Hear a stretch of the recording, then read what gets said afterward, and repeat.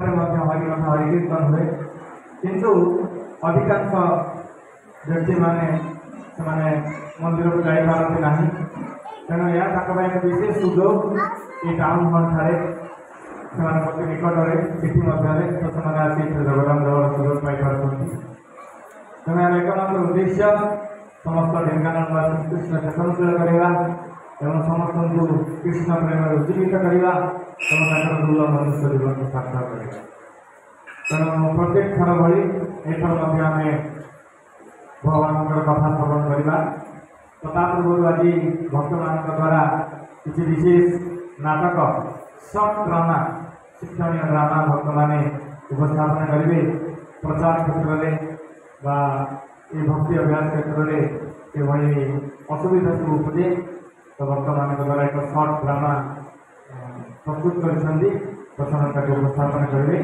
तो आप समस्ते से ड्रामा प्रदर्शन करेंगे आम किसी अतिथि मैंने आसती उपस्थापन करवा एवं आम जो मुख्य भगवान कथा जो आम अपेक्षा कर रही तो भगवान भाई कथा श्रवण करवा तेणु समस्त अनुरोध करी समस्त फोन साइलेंट कर दिंतु एवं नाटक आरंभ होगी तो आप समस्त दर्शन कर हरे कृष्णा शिल प्रभुपाद की शिल गुरुदेव की बहुत प्रबंधे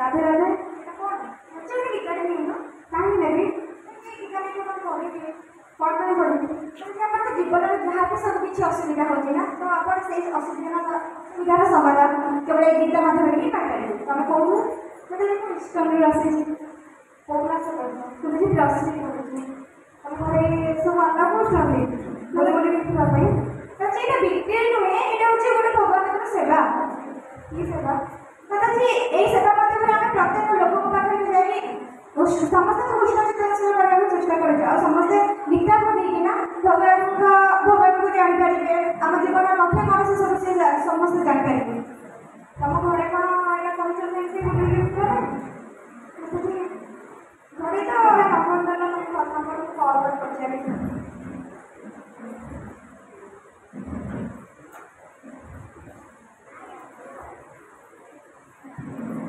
राधे राधे बुझाने चेष्टा करेंगे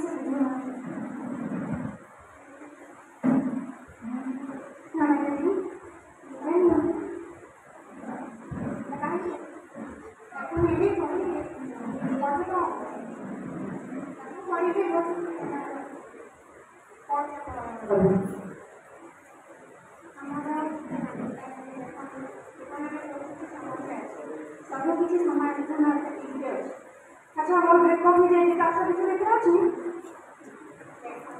देखो तो हमारे आसपास से पूर्व जन्म सेटा तो पूर्व जन्म जन्मटी किसी करेंगे सेटा आपण तो तार किसी संपर्क नहीं किसी मात्रा रे आपण तार सॉल्यूशन पाइबे अच्छा ଦେଖିବେ କ'ଣ ଅଛି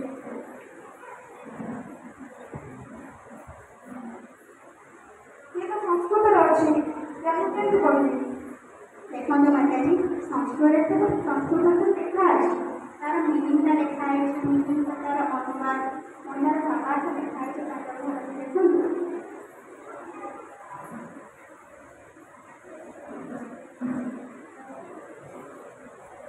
ହଁ ଭଲ ଅଛି ଭଲ ଲେଖା ଅଛି। ଆଚ୍ଛା ଆପଣ ମାଗଣା ଦେଉଛନ୍ତି ନା ପଇସା ଦେଉଛନ୍ତି? ନା ଆପଣ ତ ଇସ୍କନ ନା ଆପଣ ଫରେନ୍ ସଂସ୍ଥା ଆପଣ ତ ଡଲାରରେ କାମ ସବୁ ତ ଆପଣ ମାଗଣା ଦେବା କଥା ଆପଣ ପଇସା କ'ଣ ଦେଉଛନ୍ତି? ଆପଣ ନିଜେ ଖାଲି ନାହିଁ ନା ନା ମାତାଜୀ ଆପଣ ଭୁଲ ବୁଝୁଛନ୍ତି।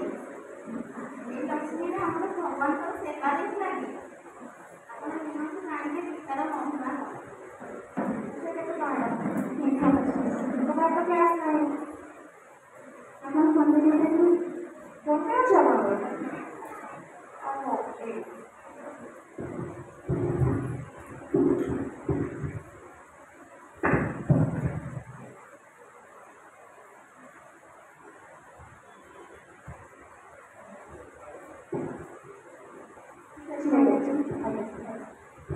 এটা কোন নাম্বারটা লিখে এটা নম্বর লেখা আছে কন্টাক্ট করতে আপনারা অনেক সময় দেখতে প্রতি সামনে আপনারা লাইক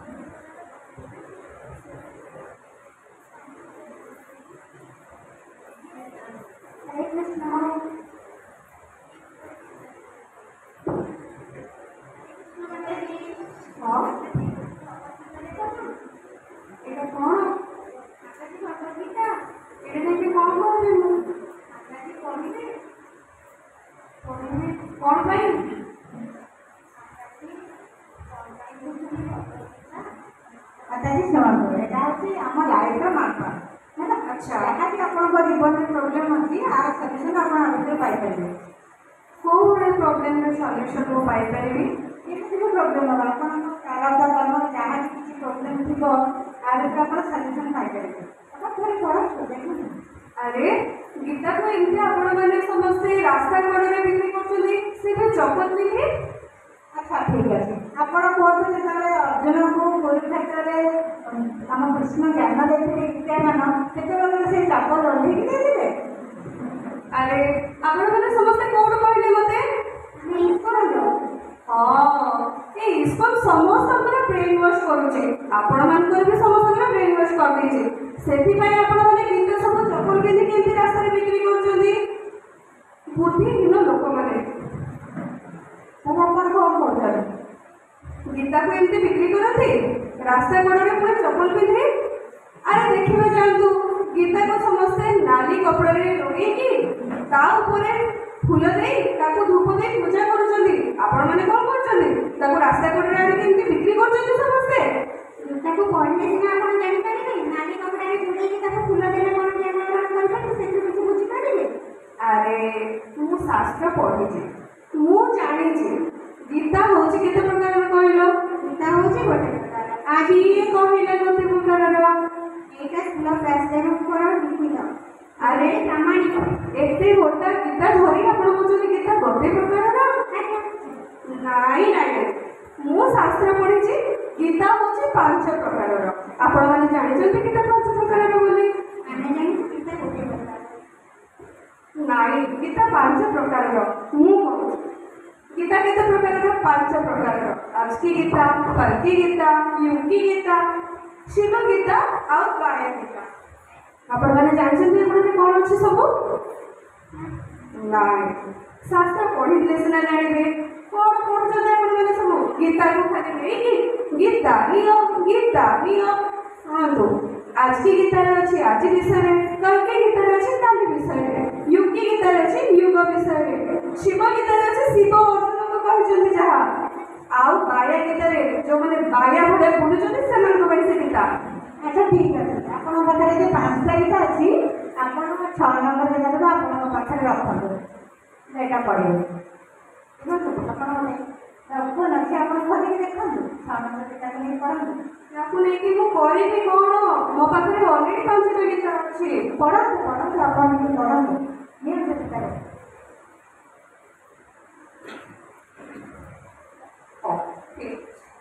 ହରି ବୋଲ, ହରେ କୃଷ୍ଣ।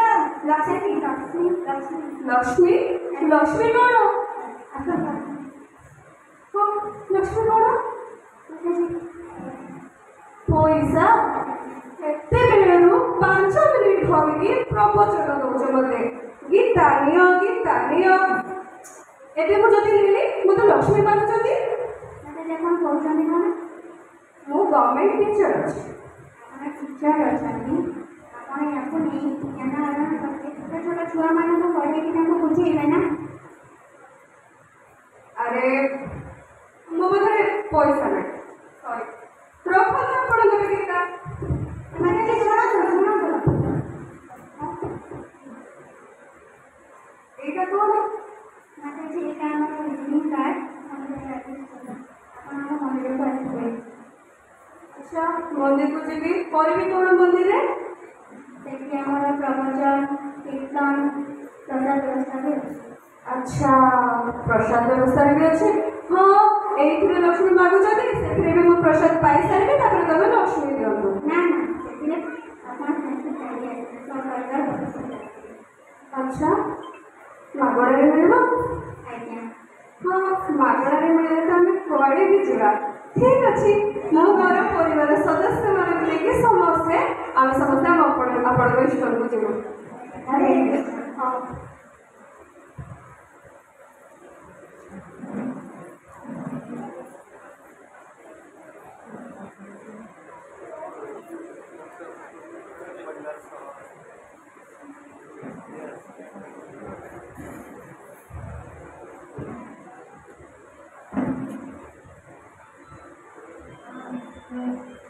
हरे कृष्णा।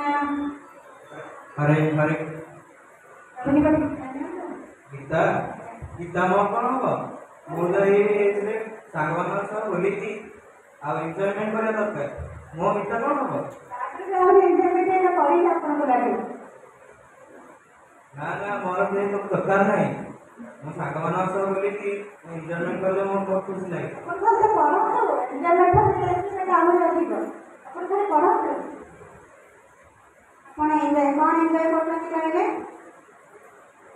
सांगवान सब बोलीबा ताको सब हंसा कथा हवा आ एंजॉयमेंट करबा आ गाजर मिलेबा ये सब करे ये सब अपन तो प्रत्येक दिन एंजॉय करते किंतु हमें प्रत्येक दिन एंजॉय करते मंगल आरती कीर्तन कर एंजॉय करते इवनिंग आरती एंजॉय करते हमारा प्रत्येक संडे रे हमें नृत्य कीर्तन कर संगीत गान कर एंजॉय करते प्रत्येक दिन एंजॉय करते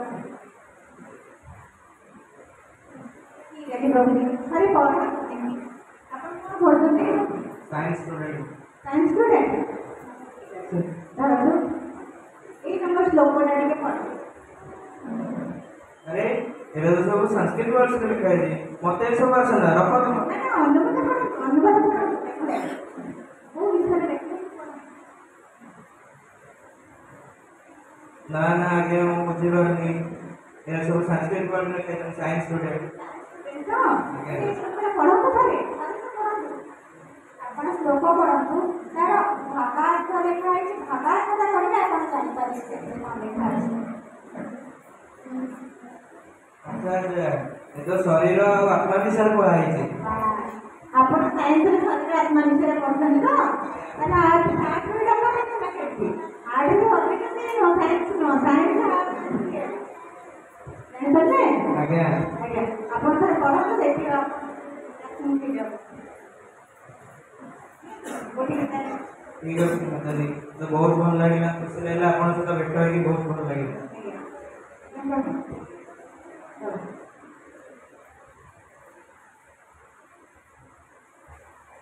लक्ष्मी प्रभु की समस्या 150 ना अरे वो पाखे तो कैश नहीं मो कैश रखी मो बैग नेबी फोन पे फोन पे अच्छा स्कैनर देखो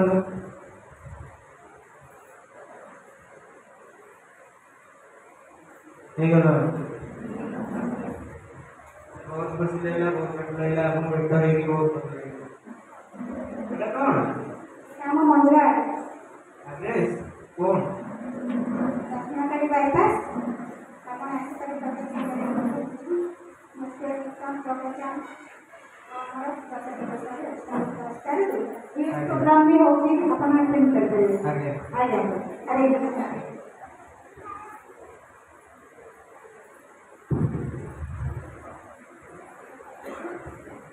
ହରେ କୃଷ୍ଣ। ତ ଏକ ଛୋଟ ଆପଣମାନଙ୍କୁ କିଛି ସନ୍ଦେହ ଦୂର କରିବା ପାଇଁ ଆମ ଭକ୍ତମାନେ ସଂକ୍ଷିପ୍ତରେ କିଛି ସମୟ ପାଇଁ ଉପସ୍ଥାପନା କଲେ। ତ ଏ ଯେଉଁ ତିନିଟା ଦୃଶ୍ୟ ଆପଣ ଦେଖିଲେ, ଏହା ଉପସ୍ଥାପନା କରିବା ଉଦ୍ଦେଶ୍ୟ କି ଇସ୍କନ ଏକମାତ୍ର ଉଦ୍ଦେଶ୍ୟ ପ୍ରଚାର କରିବା, ଲୋକମାନଙ୍କୁ କୃଷ୍ଣ ଚେତନଶୀଳ କରିବା। ତେଣୁ ଲୋକଙ୍କୁ ଶିକ୍ଷା ଦେବାର ଏକମାତ୍ର ରାସ୍ତା ହେଉଛି ଭଗବତ ଗୀତା। ଭଗବତ ଗୀତାରେ ହିଁ ସବୁ ଜ୍ଞାନ ଭଗବାନ ପ୍ରଦାନ କରୁଛନ୍ତି। କିନ୍ତୁ ଯେତେବେଳେ ଆମେ କୌଣସି ବ୍ୟକ୍ତିଙ୍କୁ ଭଗବତ ଗୀତା ନେଇକି ଦେଉ, ତ ତାଙ୍କ ପାଖରେ ସମୟ ଥାଏ, କିନ୍ତୁ ସେମାନେ ବିଭିନ୍ନ ବାହାନା ଦେଖାନ୍ତି ଯେ ଆମ ପାଖରେ ସମୟ ନାହିଁ, ଗୀତା ପଢ଼ିବାକୁ ସମୟ ନାହିଁ। ତ ଭାବନ୍ତୁ, ଯଦି ମୃତ୍ୟୁ ସମୟରେ ଯମରାଜ ବି ଆସେ, ତ ତାକୁ କ'ଣ କରେ, ମୋର ସମୟ ନାହିଁ, ଆପଣ ଘରେ ଆସିକି କହିପାରିବେ ନା। କିନ୍ତୁ ଭଗବତ ଗୀତା ପାଇଁ ଆମ ପାଖରେ ସମୟ ନାହିଁ, ଯେଉଁଥିରେ ଆମେ ନିଜର ମନୁଷ୍ୟ ଜୀବନର ମୂଲ୍ୟବୋଧ ବିଷୟରେ ଜାଣିବା। ତ ଭକ୍ତମାନେ ଯେତେବେଳେ ପ୍ରଚାର କରନ୍ତି, ଅନେକ ସମୟରେ ଲୋକମାନେ ତାକୁ ଗ୍ରହଣ କରନ୍ତି ନା, କେହି ତାକୁ ତିରସ୍କାର କରନ୍ତି, କେହି କୁହନ୍ତି ଫ୍ରିରେ ଦିଅନ୍ତୁ। ତ ଏଇ ଭଗବତ ଗୀତା ଯେଉଁଠି ଛପା ହେଇଛି, ତାର ତ କିଛି ମୂଲ୍ୟ ଲାଗିଛି ନା। ତ ସେଇ ମୂଲ୍ୟ ମିଳିଲେ ପୁଣି ଆହୁରି କିଛି ଗ୍ରନ୍ଥ ଛପାଯିବ ଏବଂ ଆହୁରି ବିତରଣ କରାଯିବ। ତା ଦ୍ୱାରା ଯେଉଁ ଲୋକଙ୍କ ନିକଟରେ ଭଗବତ ଗୀତା ପହଞ୍ଚିନି, ଯେଉଁ ଲୋକମାନେ ଭଗବତ ପଢ଼ିନାହାନ୍ତି, ସେ ତାର ଜ୍ଞାନକୁ ପାଇପାରିବେ। ଅନେକ ଜଣ କୁହନ୍ତି ଆମ ପାଖରେ ଗୀତା ଅଛି, ଆଉ କ'ଣ କରୁଛନ୍ତି ତାକୁ ନା, ତାକୁ ଛିଟକଣା ବୁଡ଼େଇକି ପ୍ରତିଦିନ ଝୁଣା ମାରୁଛି। ତ ସେଇ ଭଗବତ ଗୀତା ସେ ଭୟଭୀତ ହେଇକି ସଦାଯିବେ। ତ ମୁଁ କେଉଁ ଜାଗାକୁ ଆସିଲି, ତ ମୋତେ ବାନ୍ଧିକି ବନ୍ଦୀ କରିକି ଏଠି ରଖିଛନ୍ତି। ତ ଭଗବତ ଗୀତା ଛିଟକଣା ଭିତରେ ବାନ୍ଧି ହେଇକି ରହିବା ପାଇଁ ନାହାନ୍ତି, ତାକୁ ପଢ଼ିକିରି ନିଜ ଜୀବନରେ ଆଚରଣ କରିବା ପାଇଁ ଅଛନ୍ତି। ତେଣୁ ସମସ୍ତେ ଆମେ ଭଗବତ ଗୀତା ପଢ଼ିବା ଦରକାର। ତେଣୁ ବିଭିନ୍ନ ବାହାନା କିଏ ଦେଖାନ୍ତି, କିଏ ଆମର ଚପଲ ପିନ୍ଧିକି ବାଣ୍ଟୁଛନ୍ତି, ରାସ୍ତା କଡ଼ରେ ବାଣ୍ଟୁଛନ୍ତି। ତ ରାସ୍ତା କଡ଼ରେ ଯଦି ମଦ୍ୟପାନ ବିକ୍ରି କରାହେବ ଠିକ୍ କଥା, କିନ୍ତୁ ଭଗବତ ଗୀତା ବିତରଣ କଲେ ସେଟା ହେଉଛି ଭୁଲ କଥା। ଲୋକମାନେ ରୋଡ ସାଇଡରେ ବିଡ଼ି ସିଗାରେଟ୍ ଟାଣିବେ, ଗୁଟକା ପାନ ଖାଇବେ, ସେଇଟା ହେଉଛି ଠିକ୍ କଥା। କିନ୍ତୁ ଭଗବତ ଗୀତାର ଜ୍ଞାନ ଜଣକୁ ଦେଇକି ଜୀବନ ଉଦ୍ଧାର କରିବା ପାଇଁ ଇସ୍କନ ପ୍ରୟାସ କରୁଛି, ସେଇଟା ହେଉଛି ଭୁଲ କଥା। ତ ଏଇଟା ହେଉଛି ସମାଜର ବିଡ଼ମ୍ବନାର ବିଷୟ। ସେଇଥିପାଇଁ ଇସ୍କନର ଏଇ ପ୍ରୟାସ ଯେ ପ୍ରତ୍ୟେକ ବ୍ୟକ୍ତିଙ୍କ ନିକଟରେ ଭଗବତ ଗୀତା ପହଞ୍ଚୁ, ସମସ୍ତେ ଜ୍ଞାନକୁ ଗ୍ରହଣ କରନ୍ତୁ ଏବଂ ମନୁଷ୍ୟ ଜୀବନକୁ ସାର୍ଥକ କରନ୍ତୁ। ଆଉ ବିଶେଷ ଭାବରେ ଯୁବ ସମାଜ ପାଇଁ ଏହା ବହୁତ ଆବଶ୍ୟକ। ଆପଣ ଦେଖିଲେ ଯେଭଳି ଏକ ଉଦାହରଣ, ଯେତେବେଳେ ଗ୍ରନ୍ଥ ବିଜ୍ଞାନର ବର୍ତ୍ତମାନ ଯାଆନ୍ତି, ୟଙ୍ଗ ଷ୍ଟୁଡେଣ୍ଟସ୍ ମାନଙ୍କୁ ଭେଟନ୍ତି, ତ ସେମାନେ କୁହନ୍ତି କି ବର୍ତ୍ତମାନ ସମୟରେ ଆମର ଏନ୍ଜୟମେଣ୍ଟର ଗାଡ଼ି ଧରି ବୁଲିବୁ, କେଉଁ ଢାବାରେ ଯାଇକି ଖାଇବୁ, ଆଉ ଏନ୍ଜୟ କରିବୁ ଏଇ ରାସ୍ତାରେ। କିନ୍ତୁ এই ଏନ୍ଜୟ କରିବାର ଯେଉଁ ମାର୍ଗ ସେମାନେ ଚୟନ କରିଛନ୍ତି, ଏହା ହେଉଛି ତାଙ୍କ ପ୍ରକୃତ ପକ୍ଷେ ଅଜ୍ଞାନତା, ଜ୍ଞାନର ଅଭାବ। ତେଣୁ ସେଇ ଯୁବକମାନଙ୍କୁ ଯଦି ଆମେ ପ୍ରକୃତ ପଥ ଦେଖାଇ ପାରିବା ଏ ଭଗବତ ଗୀତା ମାଧ୍ୟମରେ, ତାହେଲେ ଆମ ସମାଜରେ ବହୁତ ବଡ଼ ପରିବର୍ତ୍ତନ ଆଣିପାରିବା। ଆମେ ବିଭିନ୍ନ ପ୍ରକାର କାର୍ଯ୍ୟକ୍ରମ କରୁଛେ, ସରକାରଙ୍କ ଦ୍ୱାରା ବହୁତ କାର୍ଯ୍ୟକ୍ରମ ହେଉଛି, ସଚେତନ କାର୍ଯ୍ୟକ୍ରମ ହେଉଛି, କିନ୍ତୁ ଏ ସବୁ କିଛି ଯେତିକି ଇଫେକ୍ଟିଭ ନୁହଁ, ଯଦି ଜଣେ ବ୍ୟକ୍ତିକୁ କୃଷ୍ଣ ଚେତନଶୀଳ କରିପାରିବା, ଗୀତା ଭାଗବତର ଜ୍ଞାନ ଦେଇପାରିବା, ତାହେଲେ ଖୁବ୍ ଶୀଘ୍ର ଆମେ ସମାଜରେ ପରିବର୍ତ୍ତନ ଆଣିପାରିବା। ତାର ବିଶେଷ ଉଦାହରଣ ଶିଲ ପ୍ରଭୁପାଦ ଯେତେବେଳେ ବିଦେଶକୁ ଗଲେ, ଆମେରିକାକୁ, ସେଠିକାର ଚାଲିଚଳନ କଲଚର ବହୁତ ଅଲଗା।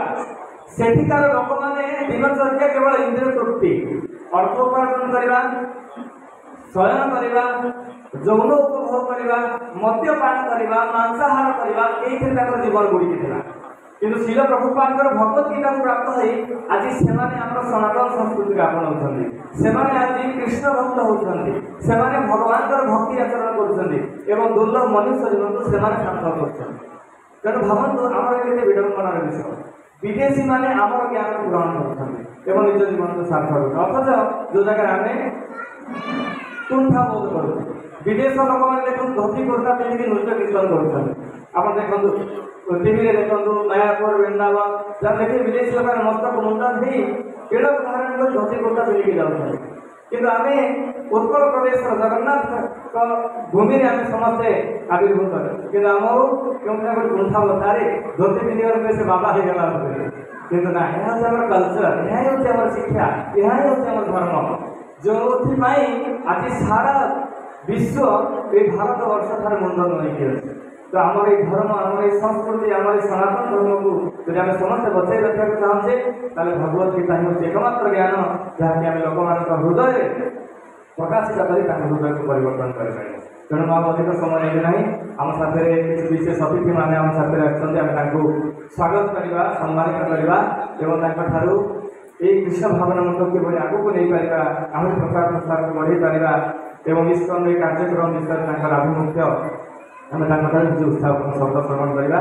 ତ ମୁଁ ପ୍ରଥମେ ମଞ୍ଚ ଉପରକୁ ସ୍ୱାଗତ କରିବାକୁ ଚାହିଁବି। ସେ ଜଣେ ହେଉଛନ୍ତି ବରିଷ୍ଠ ଆଡଭୋକେଟ ତଥା ଢେଙ୍କାନାଳ ଜିଲ୍ଲା ଓକିଲ ସଂଘର ପୂର୍ବତନ ସଭାପତି, ବରିଷ୍ଠ ରାଜନେତା एडवोकेट दीपक प्रसाद पटनायक प्रभु हरि बोल। हरे कृष्णा कृष्णा कृष्णा हरे हरे, हरे राम राम राम हरे हरे, हरे कृष्णा कृष्णा कृष्णा हरे हरे, हरे राम राम राम हरे हरे। तथा आपको अनुरोध करी आपण समस्ते बहुत भल भाव जानी से बहुत समस्त प्रिय। तो वरिष्ठ समाजसेवी ढेंकानाल सर्वपुरातन समाज सेवा संघ बजरंग क्लबर प्रतिष्ठाता तथा Dhenkanal municipality 6 number ward councillor Sandeep Sadangi प्रभु हरि बोल। हरे कृष्णा कृष्णा कृष्णा हरे हरे, हरे राम राम राम हरे हरे। तो अनुरोध करें अतिथि मानक से आसन ग्रहण करेंगे। तो मु प्रथमे अनुरोध करी दीपक प्रसाद पटनायक प्रभु जी को से आमको किसी उत्साहपूर्ण शब्द श्रवण करेंगे, तापर संदीप षडंगी। हरे कृष्णा।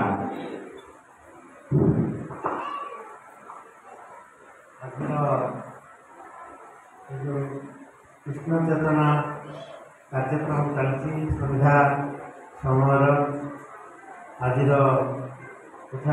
उपस्थित कृष्ण चेतना ढेंकानाल मुख्य प्रेम किशोर प्रभु प्रेम किशोर दास महाराज एवं उपस्थित अन्यान्य सनातन धर्मी समस्त भाई भौमी मैंने तथा आमर मंजा से आमर भाई एवं आज जो कार्यक्रम प्रथम कर किंतु आम जानूचे समाज में आम मैंने केवल जन्मग्रहण करवा मृत्यु होगा यहाँ नुहे आम एभली किसी कार्य करवा जोटा कि मनीष अल्प दिन रही भी तार कर्म एवं तार धर्म सबुआड़े विकसित हम। जमी आप देखिए छोटिया गछटे छोटिया फुलटे अच्छी सेभली अच्छी जो बासना हो सकाल कि आज समाज विभिन्न प्रकार कथा रोचे विभिन्न ये रोचे से सबको परिवर्तन करने पड़े। आम आम भितर बहुत सुप्त शक्ति अच्छी जमी आप देखिए छोटिया गोटे माटी पिंगला आप जमी गढ़े जो आकार में गढ़े से माटी पिंगला से भाव छोट शिशु जो मैंने अच्छा से भितर ये जो आम चेतना जागृत करवा विभिन्न कथा कहना जहाँटा करवा से अनुसार गठन करेंगे। आज कृष्ण चेतना तथा कहते विभिन्न विषय जो कार्यक्रम होती आम बहुत किसी शिक्षा ग्रहण करते। आम भगवत गीता देखु जिते अर्जुन को श्रीकृष्ण कहते जो श्रीकृष्ण अर्जुन कहते कहीं करी गाड़ी में थोदे कथा श्रीकृष्ण बुझे जे जोटा बुझे विभिन्न कथा कहते से हूँ गीता भगवत गीता एवं तापर पुणी से पुणी युद्ध क्षेत्र को बाहर ତେଣୁ ଏଇ ଯେଉଁ ଚେତନା ଫଳରେ କୃଷ୍ଣ ଯେଉଁ ଚେତନା ଯେଉଁ ବିଭିନ୍ନ ପ୍ରକାର କହିଲେ ଆମେ ଯେଉଁ ବିଭିନ୍ନ ପ୍ରକାର ମଧ୍ୟ ଅଛି ଶ୍ଲୋକ ସେସବୁକୁ ମଧ୍ୟ ଆମେ ଯଦି ପଢ଼ିବା ପୁରା ଭଗବତ ଗୀତାକୁ ନିଶ୍ଚିତ ଭାବରେ ବହୁତ କିଛି ଜ୍ଞାନ ଆହରଣ କରିବ। ଆମେ ନିଜକୁ ସୁସଂଗଠିତ ଭାବରେ ଗଠନ କରିପାରିବା, ନିଜକୁ ଜଣେ ସମାଜରେ ଭଲ ମଣିଷ ଭାବରେ କରିବା। ଆମେ କେବଳ ଆମ ନିଜ କଥା ଚିନ୍ତା ନ କରି ଆମେ ମଧ୍ୟ ସମାଜ କିଭଳି ଅନ୍ୟମାନଙ୍କ ପାଇଁ କିଛି କରିପାରିବା। ବହୁତ ବ୍ୟକ୍ତି ଅଛନ୍ତି ଆପଣ ଦେଖିବେ ଯେଉଁମାନେ କମ୍ ଦିନରେ ଚାଲିଗଲେ ବି ତାଙ୍କର ସୁବାସ କିନ୍ତୁ ଚାରିଆଡ଼େ ବିତରଣ କରିକି ଯାଇଛନ୍ତି। ସମାଜ ପାଇଁ କୁହନ୍ତୁ, ଧର୍ମ କଥା କୁହନ୍ତୁ, ବିଭିନ୍ନ ଅବସ୍ଥାରେ କୁହନ୍ତୁ। ଆପଣମାନେ ମଧ୍ୟ ଦେଖିବେ ବିବେକାନନ୍ଦ ଖୁବ୍ କମ୍ ବୟସରେ ସେ ପୃଥିବୀରେ ମଧ୍ୟ ସୁନାମ ଅର୍ଜନ କରିପାରିଥିଲେ। ଏହି ସନାତନ ଧର୍ମର ରକ୍ଷା ପାଇଁ ସେ ମଧ୍ୟ ଚିକାଗୋ ଯେତେବେଳେ ଭାଷଣ ଦେଲେ ଏବଂ ସେଠି ମଧ୍ୟ ଆପଣ ଦେଖିବେ ସେତେବେଳେ କହିଲେ ସମସ୍ତଙ୍କୁ ଯେତେବେଳେ ସମ୍ବୋଧନ କଲେ, ଭାଇ ଓ ଭଉଣୀମାନେ ଯେଉଁ ବିଭିନ୍ନ ପ୍ରକାର ସମ୍ବୋଧନ କଲେ, ସେତିକିରେ ତାଳି ଏଭଳି ଭାବରେ ଚାଲିଲା 2-3 ମିନିଟ୍ ପର୍ଯ୍ୟନ୍ତ ପହଞ୍ଚିଲା। ସମସ୍ୟା ଭିତରେ କ'ଣ କହିଛି? କଥା ହେଉଛି ମଣିଷର ଅନ୍ତର୍ନିହିତ ଯେଉଁ ଶକ୍ତି ଅଛି ତାକୁ ବିକଶିତ କରିବା ଆମ ସମସ୍ତଙ୍କ ଭିତରେ ଅଛି। ସମସ୍ତଙ୍କ ଭିତରେ ଚେତନା ଅଛି, ସେ ଚେତନାକୁ ଜାଗ୍ରତ କରିବା। କେବଳ ନିଜ ପାଇଁ ନୁହେଁ, ସମାଜ ପାଇଁ, ମଣିଷ ସମାଜ ପାଇଁ, ସମସ୍ତଙ୍କ ପାଇଁ ଉତ୍ସର୍ଗ କରିବା। ଏ ହେଉଛି ମାନେ ଚେତନା ଆମେ ସୃଷ୍ଟି କରିବା, ତାହେଲେ ସମାଜ ନିଶ୍ଚିତ ଭାବରେ ଆଗକୁ ଆଗେଇବ। ସମାଜରେ ବିଭିନ୍ନ ପ୍ରକାର ବ୍ୟାଧି ଅଛି, ତାକୁ ମଧ୍ୟ ଦୂର କରିବା। ତେଣୁ ଆମମାନଙ୍କର କର୍ତ୍ତବ୍ୟ ବର୍ତ୍ତମାନ ହେଉଛି ଆମେମାନେ ଏଇ କୃଷ୍ଣ ଚେତନା କୁହନ୍ତୁ, କୃଷ୍ଣ ଚେତନା ମଧ୍ୟରେ ଆମେ ଭଗବତ ଗୀତା ପଠନ କରିବା, ନିଶ୍ଚିତ ଭାବରେ ବହୁତ ଜିନିଷ ଶିକ୍ଷା ଗ୍ରହଣ କରିପାରିବା। ସମାଜର କଥା କୁହନ୍ତୁ, ଦେଶର କଥା କୁହନ୍ତୁ, ସମସ୍ତଙ୍କ କଥା। କେବଳ ଆମେ ନିଜ ସ୍ୱାର୍ଥ କଥା, ନିଜ କଥା ଚିନ୍ତା ନ କରି ସମସ୍ତଙ୍କ ପାଇଁ ଚିନ୍ତା କରିବା। ଦେଶ, ଜାତି, ଧର୍ମ କଥା ସବୁ ଆମେ ସମସ୍ତଙ୍କ ବିଷୟରେ ଚିନ୍ତା କରିବା, ନିଶ୍ଚିତ ଭାବରେ ଆଗେଇବା। ଆଉ ଜଗନ୍ନାଥ ହେଉଛନ୍ତି ସାରା ବିଶ୍ୱର, ଆପଣ ଜାଣିଥିବେ ପ୍ରଭୁ ସାରା ବିଶ୍ୱ ପାଇଁ ସବୁଆଡ଼େ ସେ, ଏବଂ ସେଠି ଜାତି ଧର୍ମ ବର୍ଣ୍ଣ କିଛି ନାହିଁ। ଆପଣ ଦେଖନ୍ତୁ କାଶିଆ ବାଉରୀ ଠାରୁ ମଧ୍ୟ ପ୍ରଭୁ ଜଗନ୍ନାଥ ସେଠି ମଧ୍ୟ ସେ ନଡ଼ିଆକୁ ଗ୍ରହଣ କରିଥିଲେ। ଏବଂ ଯେତେବେଳେ ଆପଣ ଆମର ରଥ ବାହାରୁଛି, ଜଗନ୍ନାଥଙ୍କ ରଥ ବାହାରୁଛି, ସମସ୍ତେ ପ୍ରଭୁଙ୍କର ଦର୍ଶନ କରୁଛନ୍ତି, ଯେତିକି ଜାତି ଧର୍ମ ସମସ୍ତେ ଗ୍ରହଣ କରୁଛନ୍ତି। ତେଣୁ ଆମେ ସମସ୍ତେ ସେଇ କୃଷ୍ଣ ଚେତନା କୁହନ୍ତୁ, ପ୍ରଭୁ ଜଗନ୍ନାଥଙ୍କ କଥା କୁହନ୍ତୁ, ଆମେ ଆମର ଯଦି ଚାରିଆଡ଼େ ପ୍ରସାର କରିବା ଏବଂ ସମସ୍ତେ ସେଇ ଆଧାରରେ ଆମେ ମଧ୍ୟ ଆଗକୁ ଆଗେଇବା, ନିଶ୍ଚିତ ଭାବରେ ସମାଜରେ ଯେଉଁ କୁସଂସ୍କାର ଅଛି, ସମାଜରେ ଯେଉଁ ବିଭିନ୍ନ ପ୍ରକାର ତାହାର ପରିବର୍ତ୍ତନ ହେବ ଏବଂ ପରସ୍ପରକୁ ସ୍ନେହ, ପରସ୍ପରକୁ ସଦ୍ଭାବନା, ପରସ୍ପରକୁ ସହଯୋଗ କରିବା ମନୋବୃତ୍ତି ରହିବ। ସୁନ୍ଦର ଗୋଟିଏ ସଂସାର ଗଠନ ହେଇପାରିବ। ସାରା ପୃଥିବୀ ଆମେ ଯେଉଁ କହିଛେ ବସୁଧୈବ କୁଟୁମ୍ବକମ୍, ସାରା ବିଶ୍ୱକୁ ଆମେ ଗୋଟେ କୁଟୁମ୍ବ ବୋଲି କହିଛେ।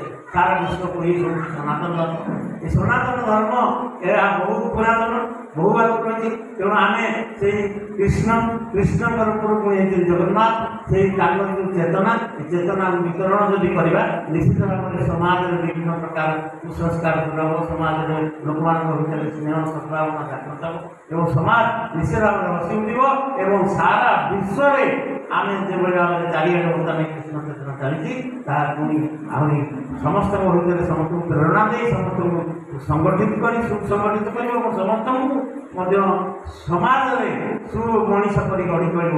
ଏହା ନିଶ୍ଚିତ ଭାବରେ ମୋର ବିଶ୍ୱାସ ଅଛି। ଆପଣମାନେ ମଧ୍ୟ ସେଇ ଭଗବତ ଗୀତାକୁ ପଠନ କରନ୍ତୁ, ନିଶ୍ଚିତ ଭାବରେ ବହୁତ ଜିନିଷ କିଛି ଜ୍ଞାନ ଆହରଣ କରିପାରିବେ, ସମାଜରେ କିଛି ପରିବର୍ତ୍ତନ କରିପାରିବେ, ନିଜକୁ ମଧ୍ୟ ଆପଣ ତିଆରି କରିପାରିବେ। ଏତିକି କହି ବିଦାୟ ନେଉଛି।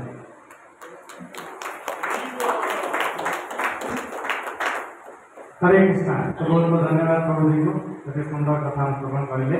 तापर मन कर संदीप प्रभु को से किसी हमको उत्साह समस्त नमस्कार। हरे कृष्ण। मत डाकी समस्त प्रभु जगन्नाथ अलवेज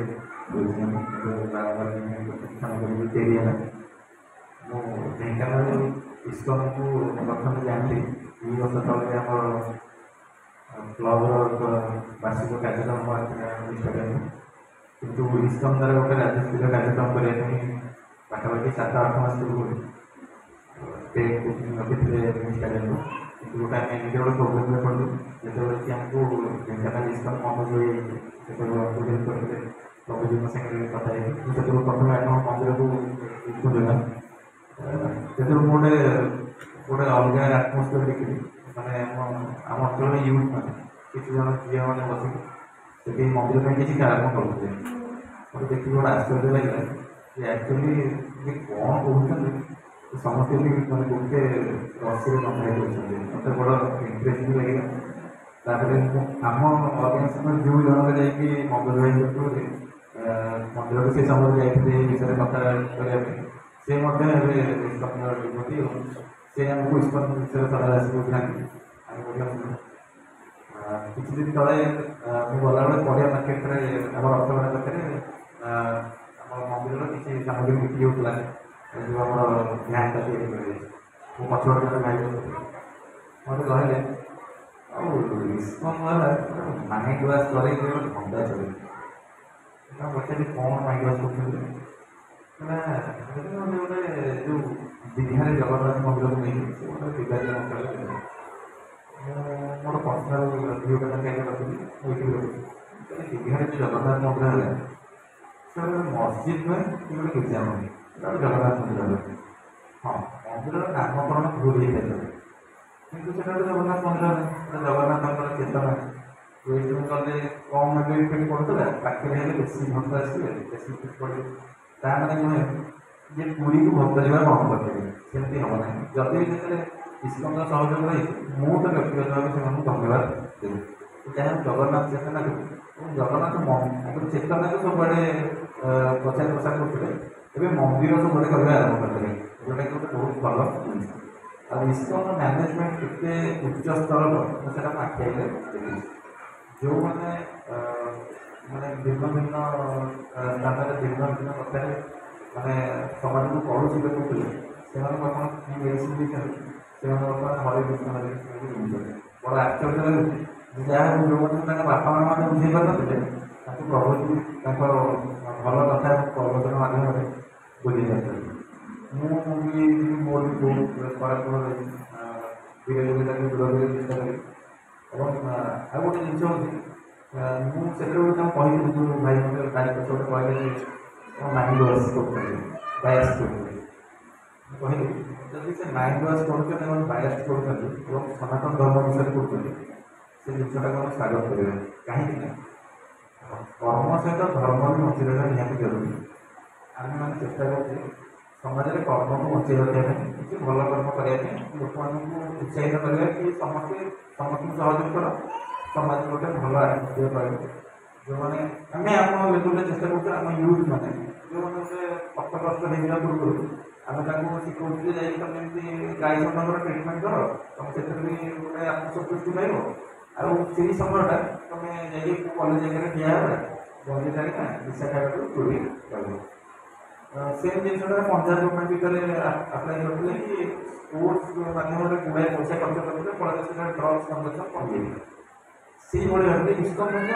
ଧାର୍ମିକ ଭାବନା ଧାର୍ମିକ ଚେତନା ବାଟରେ ୟୁଥମାନଙ୍କୁ ଭଲ ରାସ୍ତାକୁ ଆଣିବା ପାଇଁ ଚେଷ୍ଟା କରୁଛନ୍ତି ଏବଂ ସେ ବି ବହୁ ସ୍ତରରେ ସେ ମାନେ ବହୁ ଭାବରେ ବହୁଳ ଭାବରେ ସେମାନେ ସକ୍ସେସ୍ ସଫଳ କାରଣ ଆମେ ଦେଖୁଛୁ ଇସ୍କନର ସ୍ଲୋ ପ୍ରଚାର ପ୍ରସାରରେ ମଧ୍ୟ ଲୋକମାନେ ଆଟ୍ରାକ୍ଟ ହେବା ଲୋକମାନେ ଯିବା ଇସ୍କନର ଭକ୍ତ ବଢ଼ିବା ଟାଉନ୍ ହଲ୍ରେ ମାସକୁ ଗୋଟେ କାର୍ଯ୍ୟକ୍ରମ ହେବ ଏବଂ ଚେୟାର ଫୁଲ୍ ହେଇଯିବ ସେଇଟା ଏତେ ସହଜ କଥା ନୁହେଁ ଆଉ ସେଇଟା ପୁଣି ଧାର୍ମିକ କଥା ସବୁ ନୁହେଁ ସେଟା ଆଜିକାଲି ସମୟରେ ଲୋକମାନଙ୍କର କମି କମି ଚାଲିଥିଲା ଯାହାର ଲୋକମାନଙ୍କର ଉଦ୍ୟମ ସେଟା ଧୀରେ ଧୀରେ ବଢ଼ିବ ଏବଂ ଯାହାଦ୍ୱାରା କ'ଣ ହେବ ନା ଲୋକମାନଙ୍କର ମାଇଣ୍ଡ ସେଟ୍ ନିଶ୍ଚିତ ଭାବରେ ପରିବର୍ତ୍ତନ ଆସିବ ଯେଉଁ ସବୁ କଥାରେ ଖାଲି ମାନେ ଉନ୍ନତି ଏବଂ କ୍ରୋଧ ଜିନିଷଟା ରହୁଛି ନିହାତି ଭାବରେ କମିବ ମୋର ବି କିଛି କ୍ୟାନ୍ସର ରହିଛି ସେଇଟା ଯାହା ହଉ ସମାଜରେ ସେ କମେଇବାକୁ ଚେଷ୍ଟା କରୁছে ସେଇଟା ବହୁତ ଭଲ ୟୁଥ୍ମାନଙ୍କୁ ଭଲ ରାସ୍ତାକୁ ଆଣିବ ବହୁତ ଜଣ ଢେଙ୍କାନାଳର ୟୁଥମାନଙ୍କୁ ଦେଖିଛି ସେମାନେ ହରେ କୃଷ୍ଣ କହିକି ଆମକୁ ଭାଗବତ ଗୀତା ଦେବା ପାଇଁ ଉଦ୍ୟମ କରୁଛନ୍ତି ମୁଁ ମୋର ଆଶ୍ଚର୍ଯ୍ୟ ମୋତେ ଭାଗବତ ଗୀତା ଦେଉଛି ମୋର ଆଶ୍ଚର୍ଯ୍ୟ ତାର ବହୁତ ଖୁସି ହେଇଛି ଯାହା ଏଇଟା ଇସ୍କନ ଯେଉଁ ତାର ଯେଉଁ ମାନେ ଲକ୍ଷ୍ୟ ରଖିଥିଲା ସେ କ'ଣ ଲକ୍ଷ୍ୟ ଥିଲା ଆମେ ଜାଣିବୁ କିନ୍ତୁ ଆମ ଅଞ୍ଚଳରେ ସେଇଟା ଆମ ଅନୁସାରେ ସଫଳ ହେଉଛି ଆଉ ହଁ ଟିକେ ମାନେ ଗୋଟେ ଆଡ଼କୁ କହିବି ସେ ଯେଉଁ ଭାଇ ମୋତେ କହିଲେ ବାୟାସ୍ କରୁଛନ୍ତି ଆଉ କ'ଣ ସେ ହାତ କରୁଛନ୍ତି ମୁଁ ସେଇଠି ତାଙ୍କୁ ଉତ୍ତର ଦେଲି ମୁଁ କହିଲି ନମ୍ବର 4 ଆମେ ଯାଇଥିଲି 7 ନମ୍ବର ୱାର୍ଡ଼ର ଗୋଟେ ଅଞ୍ଚଳ ସେ ଅଞ୍ଚଳରେ ପାଖାପାଖି 1400 ଜନସଂଖ୍ୟା। 1400 ଜନସଂଖ୍ୟାରୁ ସେମାନେ ଟିକେ ମାନେ ଆମ ସମାଜରେ କୁହନ୍ତି ଯେ ସେମାନେ ବ୍ୟାକୱାର୍ଡ କ୍ଲାସ୍। ପ୍ରାୟ ଏସ୍ସି ଲୋକମାନେ ସେଠି ରୁହନ୍ତି। ସେମାନଙ୍କୁ ଆମ ଧର୍ମରେ ଗୋଟେ ରହିଛି ଯେ ସେମାନଙ୍କୁ ଆମେ ମନ୍ଦିର ଭିତରେ ପ୍ରବେଶ କରିବା ନାହିଁ ବୋଲି ମୁଁ ଶୁଣିଛି। ସେମାନେ ପ୍ରବେଶ କରନ୍ତି, ଦେଖିଛି, କେହି ମନା କରନ୍ତି। କିନ୍ତୁ ସେଠି ବର୍ତ୍ତମାନ ଖ୍ରୀଷ୍ଟିଆନ ପାଦ୍ରୀମାନେ ପହଞ୍ଚିଲେ ସେଠି ଭୟଙ୍କର ଭାବରେ ଧର୍ମାନ୍ତରୀମାନେ ରହୁଛନ୍ତି। ପାଖାପାଖି ଅର୍ଦ୍ଧାଧିକ ଲୋକ ବର୍ତ୍ତମାନ ଖ୍ରୀଷ୍ଟିଆନ ଧର୍ମରେ ଅନୁପ୍ରାଣିତ। ମୁଁ ସେମାନଙ୍କ ଭିତରୁ କିଛି ଲୋକଙ୍କୁ ଭେଟିଥିଲି, ପଚାରିଥିଲି କାହିଁକି ଆପଣମାନେ ଖ୍ରୀଷ୍ଟିଆନ ଧର୍ମ ପ୍ରତି ଏତେ ଆକୃଷ୍ଟ ହେଲେ। ସେ କହିଲେ ଯେ ଆପଣ ବିଶ୍ୱାସ କରିବେ ଅମକ ଲୋକଟା 30 ବର୍ଷ ହେଲାଣି ମଦ ପିଇକି ରାସ୍ତାରେ ପଡ଼ୁଥିଲା। ବର୍ତ୍ତମାନ ସେ ମଦ ପିଇକି ଏବଂ ସବୁ ଭଲ ମଣିଷ ହେଇଯାଇଛି ଏବଂ ସେ ଯାଉଛି ସବୁବେଳେ ତାଙ୍କର ପ୍ରେୟାର କେତେବେଳେ ପ୍ରେୟାର କରୁଛି, ସେ ମଦ ବିଲକୁଲ ଛାଡ଼ି ଦେଇଛି। ସେଠି ଭାବିଲି ସେଇ ଉତ୍ତରଟା ବି ସେଇ ଭାଇ ଦେଇଦେଲି। ଦେଖ ଖ୍ରୀଷ୍ଟିଆନ ଧର୍ମ ଗୋଟେ ହଜାର ହଜାର କୋଟିର ବଜେଟ୍ ଖର୍ଚ୍ଚ କରୁଛି ଆମ ଇଣ୍ଡିଆ ଉପରେ କେମିତି ହିନ୍ଦୁ ଧର୍ମର ଲୋକମାନଙ୍କୁ ସ୍ଲୋ ପଏଜନ୍ ମିଳେ ଖ୍ରୀଷ୍ଟ ଧର୍ମରେ ଭଲ। ସେଇଠି ଗୋଟିଏ ହିଁ ଅର୍ଗାନାଇଜେସନ୍, ଗୋଟିଏ ହିଁ ସଂସ୍ଥା, ଗୋଟିଏ ହିଁ ଧାର୍ମିକ ଅନୁଷ୍ଠାନ ଯିଏ ଜିନିଷଟାକୁ ସ୍ଲୋଲି ଚେଷ୍ଟା କରୁଛି ବନ୍ଦ କରିବା ପାଇଁ କିମ୍ବା ବ୍ରେକ୍ କରିବା ପାଇଁ। ସେଇଟା ହେଉଛି ଖ୍ରୀଷ୍ଟ। ଆଉ ଦେଖ ସିଏ ଚେଷ୍ଟା କରୁଛନ୍ତି ଯେ ଖ୍ରୀଷ୍ଟ ଧର୍ମକୁ ସେମାନେ ବାୟାସ୍ କରିବାକୁ। ଏମାନେ ଚେଷ୍ଟା କରୁଛନ୍ତି ହିନ୍ଦୁତ୍ୱ, ସନାତନ ଏବଂ କୃଷ୍ଣଙ୍କ ଉପରେ ପ୍ରଚାର ପ୍ରସାର କରିବା ଏବଂ ଲୋକମାନଙ୍କୁ ହିନ୍ଦୁ ଧର୍ମ ଭିତରେ ବୁଝେଇବା। ଏବଂ ଗୋଟିଏ ହିଁ ଅର୍ଗାନାଇଜେସନ୍ ଅଛି ଯିଏ ତାଙ୍କୁ ଟକ୍କର ଦେଉଛି। ତା ଭଲ ହେଉଛି ଆମଟା ସ୍ଥାପନ କରିବା। ତେଣୁ ଆମ ଏଇଟା ଠିକ୍ କଥା। ତେଣୁ ଯଦି ଆମର ଗୋଟେ ଭଲ ଜିନିଷ ପାଇଁ ଆମକୁ କିଏ ବୁଝଉଛି ଆଉ ବୁଝେଇକି ସଫଳ ହେଉଛି, ଆମ ଢେଙ୍କାନାଳରେ ମୁଁ ବି ସେଇଆ କହୁଛି ଯେ ଯେମିତି ଖ୍ରୀଷ୍ଟିଆନ ମାନେ ତାଙ୍କର ଇଏରେ ସେମାନେ ଗୋଟେ ନିଶାପାଣିକୁ ଦୂରେଇ ରହିବା, ଗୋଟେ ଖରାପ ଆକୃଷ୍ଟରୁ ଦୂରେଇ ରହିବା କରିପାରୁଛନ୍ତି। ମୁଁ ଢେଙ୍କାନାଳ ଇସ୍କନ ଦେଖୁଛି ଏମିତି ବହୁତ ଲୋକଙ୍କୁ ସେମାନେ ଚେଞ୍ଜ କରିପାରୁଛନ୍ତି। ବହୁତ ଲୋକ ମାନେ ବହୁତ ଲୋକଙ୍କର ଖରାପ ଗୁଣ ସବୁ ପରିବର୍ତ୍ତନ କରିଛନ୍ତି। ତେଣୁ ସେଇଟା ଧନ୍ୟବାଦ ଯଦି ଆପଣ ବି ଗୋଟେ ଧାର୍ମିକ ରାସ୍ତାରେ ଯାଇକି ସମାଜର ମଙ୍ଗଳ ଦୃଷ୍ଟିରେ ଚିନ୍ତା କରୁଛନ୍ତି। ଯଦି ସମାଜରେ ଖରାପ ଲୋକ ରହିବେନି ତାହେଲେ ଅସାମାଜିକ କାର୍ଯ୍ୟ ହେବ ନାହିଁ, ସାମ୍ନାବାଡ଼ି କୋର୍ଟ କଚେରୀର ଆବଶ୍ୟକତା ରହିବ ନାହିଁ। ତେଣୁ ଧର୍ମ ରାସ୍ତାରେ ଯଦି ଏଇଭଳି କିଛି ହେଇପାରୁଛନ୍ତି ନିଶ୍ଚିତ ଭାବରେ ସ୍ୱାଗତ କରିବେ। ଏବଂ ଆପଣଙ୍କର ଯେଉଁ ପ୍ରଚାର ପ୍ରସାରର ମାଧ୍ୟମ, ଆପଣଙ୍କର ଯେଉଁ ପ୍ରୋସେସ୍, ଯେଉଁ ମ୍ୟାନେଜମେଣ୍ଟ, ତାକୁ ଆମର ଆଡ଼ଭାଇସର କୌଣସି ଆବଶ୍ୟକତା ନାହିଁ ବୋଲି ମୁଁ ଭାବେ। ମୁଁ ବେଳେବେଳେ ଆପଣଙ୍କର କିଛି କିଛି ଇଭେଣ୍ଟରୁ ମୁଁ ବେଳେବେଳେ କିଛି ଜିନିଷ ଗ୍ରହଣ କରେ ଯେ ଏମିତି କଲେ ବୋଧେ ଲୋକ ଆମ ଆଡ଼େ ବି ଆଟ୍ରାକ୍ଟ ହେବେ ଏବଂ ଆମ ସାଥିରେ ସମାଜର ମଙ୍ଗଳ କ୍ଷେତ୍ରରେ କାର୍ଯ୍ୟ କରିବେ। ତେଣୁ ଆପଣମାନେ ଅନ୍ୟମାନଙ୍କୁ ଉପଦେଶ ଦେବା, ଆମେ ଆପଣଙ୍କୁ ଉପଦେଶ ଦେବାର କୌଣସି ଆବଶ୍ୟକ ନାହିଁ। ଆପଣ ଯାହା କରୁଛନ୍ତି ବହୁତ ଭଲ କରୁଛନ୍ତି, ଆଗେଇ ଚାଲନ୍ତୁ। ଟିକେ ବେଶୀ କରି ଜୀବନ ଭିତରେ ଯେତିକି ମୁଁ ଯେମିତି କହିଛି ଆଜି ଗୋଟେ ସବୁ ମ୍ୟାକ୍ସିମମ୍ କହିବି। ଗୋଟେ ଆନାଲିସିସ୍ରେ ଆପଣଙ୍କ କହିବି କ୍ଷମା କରିବି। ସମସ୍ତଙ୍କୁ ନମସ୍କାର। ନିଶ୍ଚିତ ଆସିବି ତାପରେ ଆସିବି ଧନ୍ୟବାଦ। हरे कृष्णा। कहते माने जैसे कहते कि जब बुद्धिमान व्यक्ति ही प्रकृत फिलोसफी को बुझी पारे। तेणु इस्कन कौन उद्देश्य आम भीतर थी एक्चुअली बुझी इस्कन भीतर जाते इस्कन बाहर थोड़ा लोक मैंने बुझी पारती। तेणु प्रभुजी जदि आम साथी अच्छा किंतु दूर में अच्छा तो से आम फिलोसफी को आम उद्देश्य को हृदयंगम कर बहुत खुशी लगे। तो समस्त जोर थे हरिओ दिवस तो प्रभुता मध्य इस्कन जब प्रभुजी कहले कि ब्रेन वाश कथा शुणे कि पचारे तो प्रभुजी परफेक्ट आंसर देते। तो शिल प्रभुपाद को जन से पचारे कि you all are doing brainwash. तो प्रभुपाद कहले कि हाँ आम ब्रेन वाश ही करूँ आम ये आसीचु तुम ब्रेन को वाश करने कहीं तुम मुंडर जिते सब कलमश हिंसा द्वेष विद्वेष जिते सब भर्ती होती आम वाश करने। तेणु इस्कन रियल ब्रेन वाश तेणु जहाँ प्रभुजी केते सुंदर भाव में इस्कन प्रति सहयोग मनोभावना अच्छी लोक मान प्रकृत उद्देश्य काम उपस्थापना कर। तेणु बहुत बहुत धन्यवाद दूसरा दुजन अतिथि को। तो आम आगे कार्यक्रम आगे बढ़ा पूर्व तो आम अतिथि मान विदाय देवा पूर्व दुईटी सुंदर उपहार देवा जहाँकि शिल प्रभुपाद सारा विश्व में प्रचार कर समस्त भक्त कर। तेणु आम आशा करवा ये दुईटी ग्रंथ नहीं आम दुई जन अतिथि ग्रहण करूँ। श्रीमद भगवद गीता मौलिक रूप से जहाँकि सारा विश्वर लोक मैंने अध्ययन करके भक्त हो पारे। हरि शिल प्रभुपाद से कहती जे जिते समाजर आगधाड़ी व्यक्ति मैंने जिते भागवत धर्म को आचरण करेंगे अनुगामी मैंने पालन करेंगे। जो शास्त्र कहे श्रेष्ठ तत्पर सर्वजना बहुत बहुत धन्यवाद प्रभुजी मानू बहुमूल्य समय देले। हरे कृष्णा। तो आम आम परवर्त कार्यक्रम को जीवा।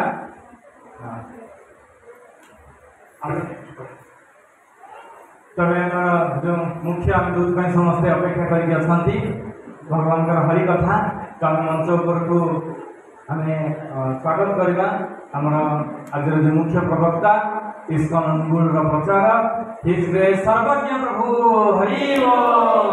हरे कृष्णा कृष्णा कृष्णा हरे हरे हरे राम राम राम हरे हरे हरे कृष्णा कृष्णा कृष्णा हरे हरे हरे राम राम राम हरे हरे।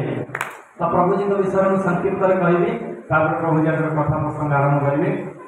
तो प्रभु जी जड़े आजीवन ब्रह्मचारी अटंती से कौन विवाह जीवन में नांदी आज को प्राय 20 वर्ष हम से आम इस्कन रे जड़े आजीवन ब्रह्मचारी भाव में से सेवा करी आसुचंती।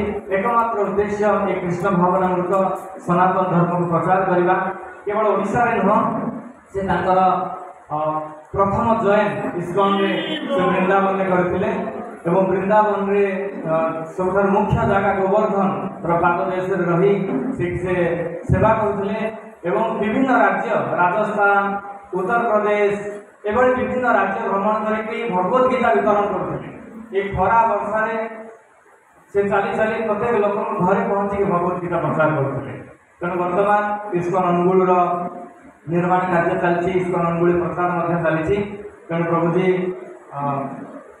वृंदावन छाड़ी ओडिशार प्रचार प्रसार वृद्धि करने से बर्तमान ओडिशा रोचे विशेष भाव इस्कन अनुगुल रोचे से बहुत वरिष्ठ वैष्णव।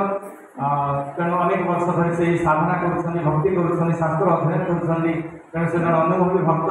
तेणु मुखर कथा श्रवण करें आम निश्चित बहुत उत्साहित हवा एवं प्रेरणा प्राप्त हवा।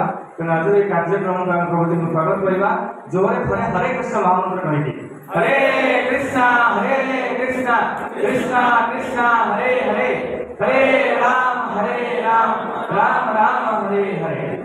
तो समस्त निजर फोन को बंद कर दिंतु कथा श्रवण समस्ते करूँ।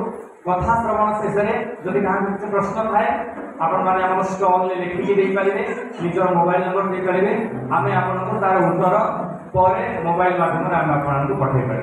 हरे कृष्णा। तो समस्ते ध्यान सहित श्रवण करूँ।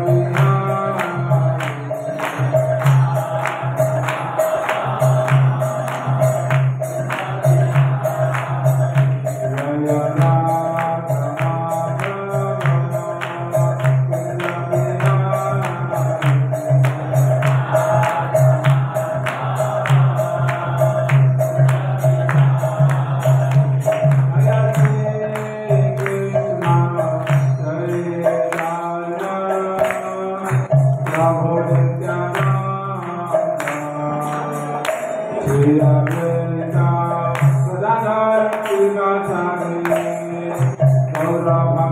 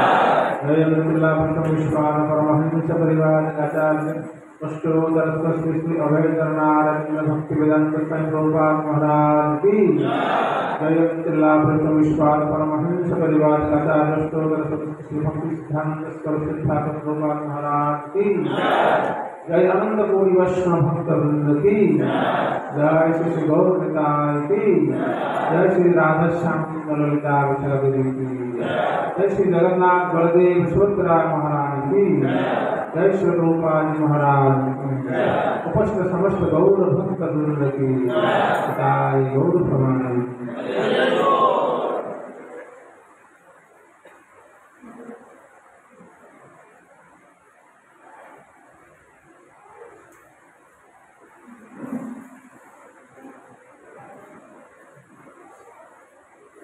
ज्ञानतिमिरान्धस्य ज्ञानाञ्जनशलाकया चक्षुर्मिलितमन्येन तस्मै श्रीगुरवे नमः चैतन्यमनोभीष्टं स्थापितं येन भूतले स्वयं रूपकदामह्यं ददाति स्वपदान्तिकं वन्देऽहं श्रीगुरुः श्रीयुतपदकमलं श्रीगुरून् वैष्णवांश्च द्विरूपं शक्रजातं सहमरघुनाथमितं तं सजीवम् साद्वैतं सावधूतं परिजनसहितं कृष्णचैतन्यदेवं श्रीराधा कृष्णपादान् सहगणललिता श्रीविशाखान्वितांश्च कृष्णाय वासुदेवाय देवकी नन्दनाय च नन्दगोपकुमाराय गोविन्दाय नमो नमः।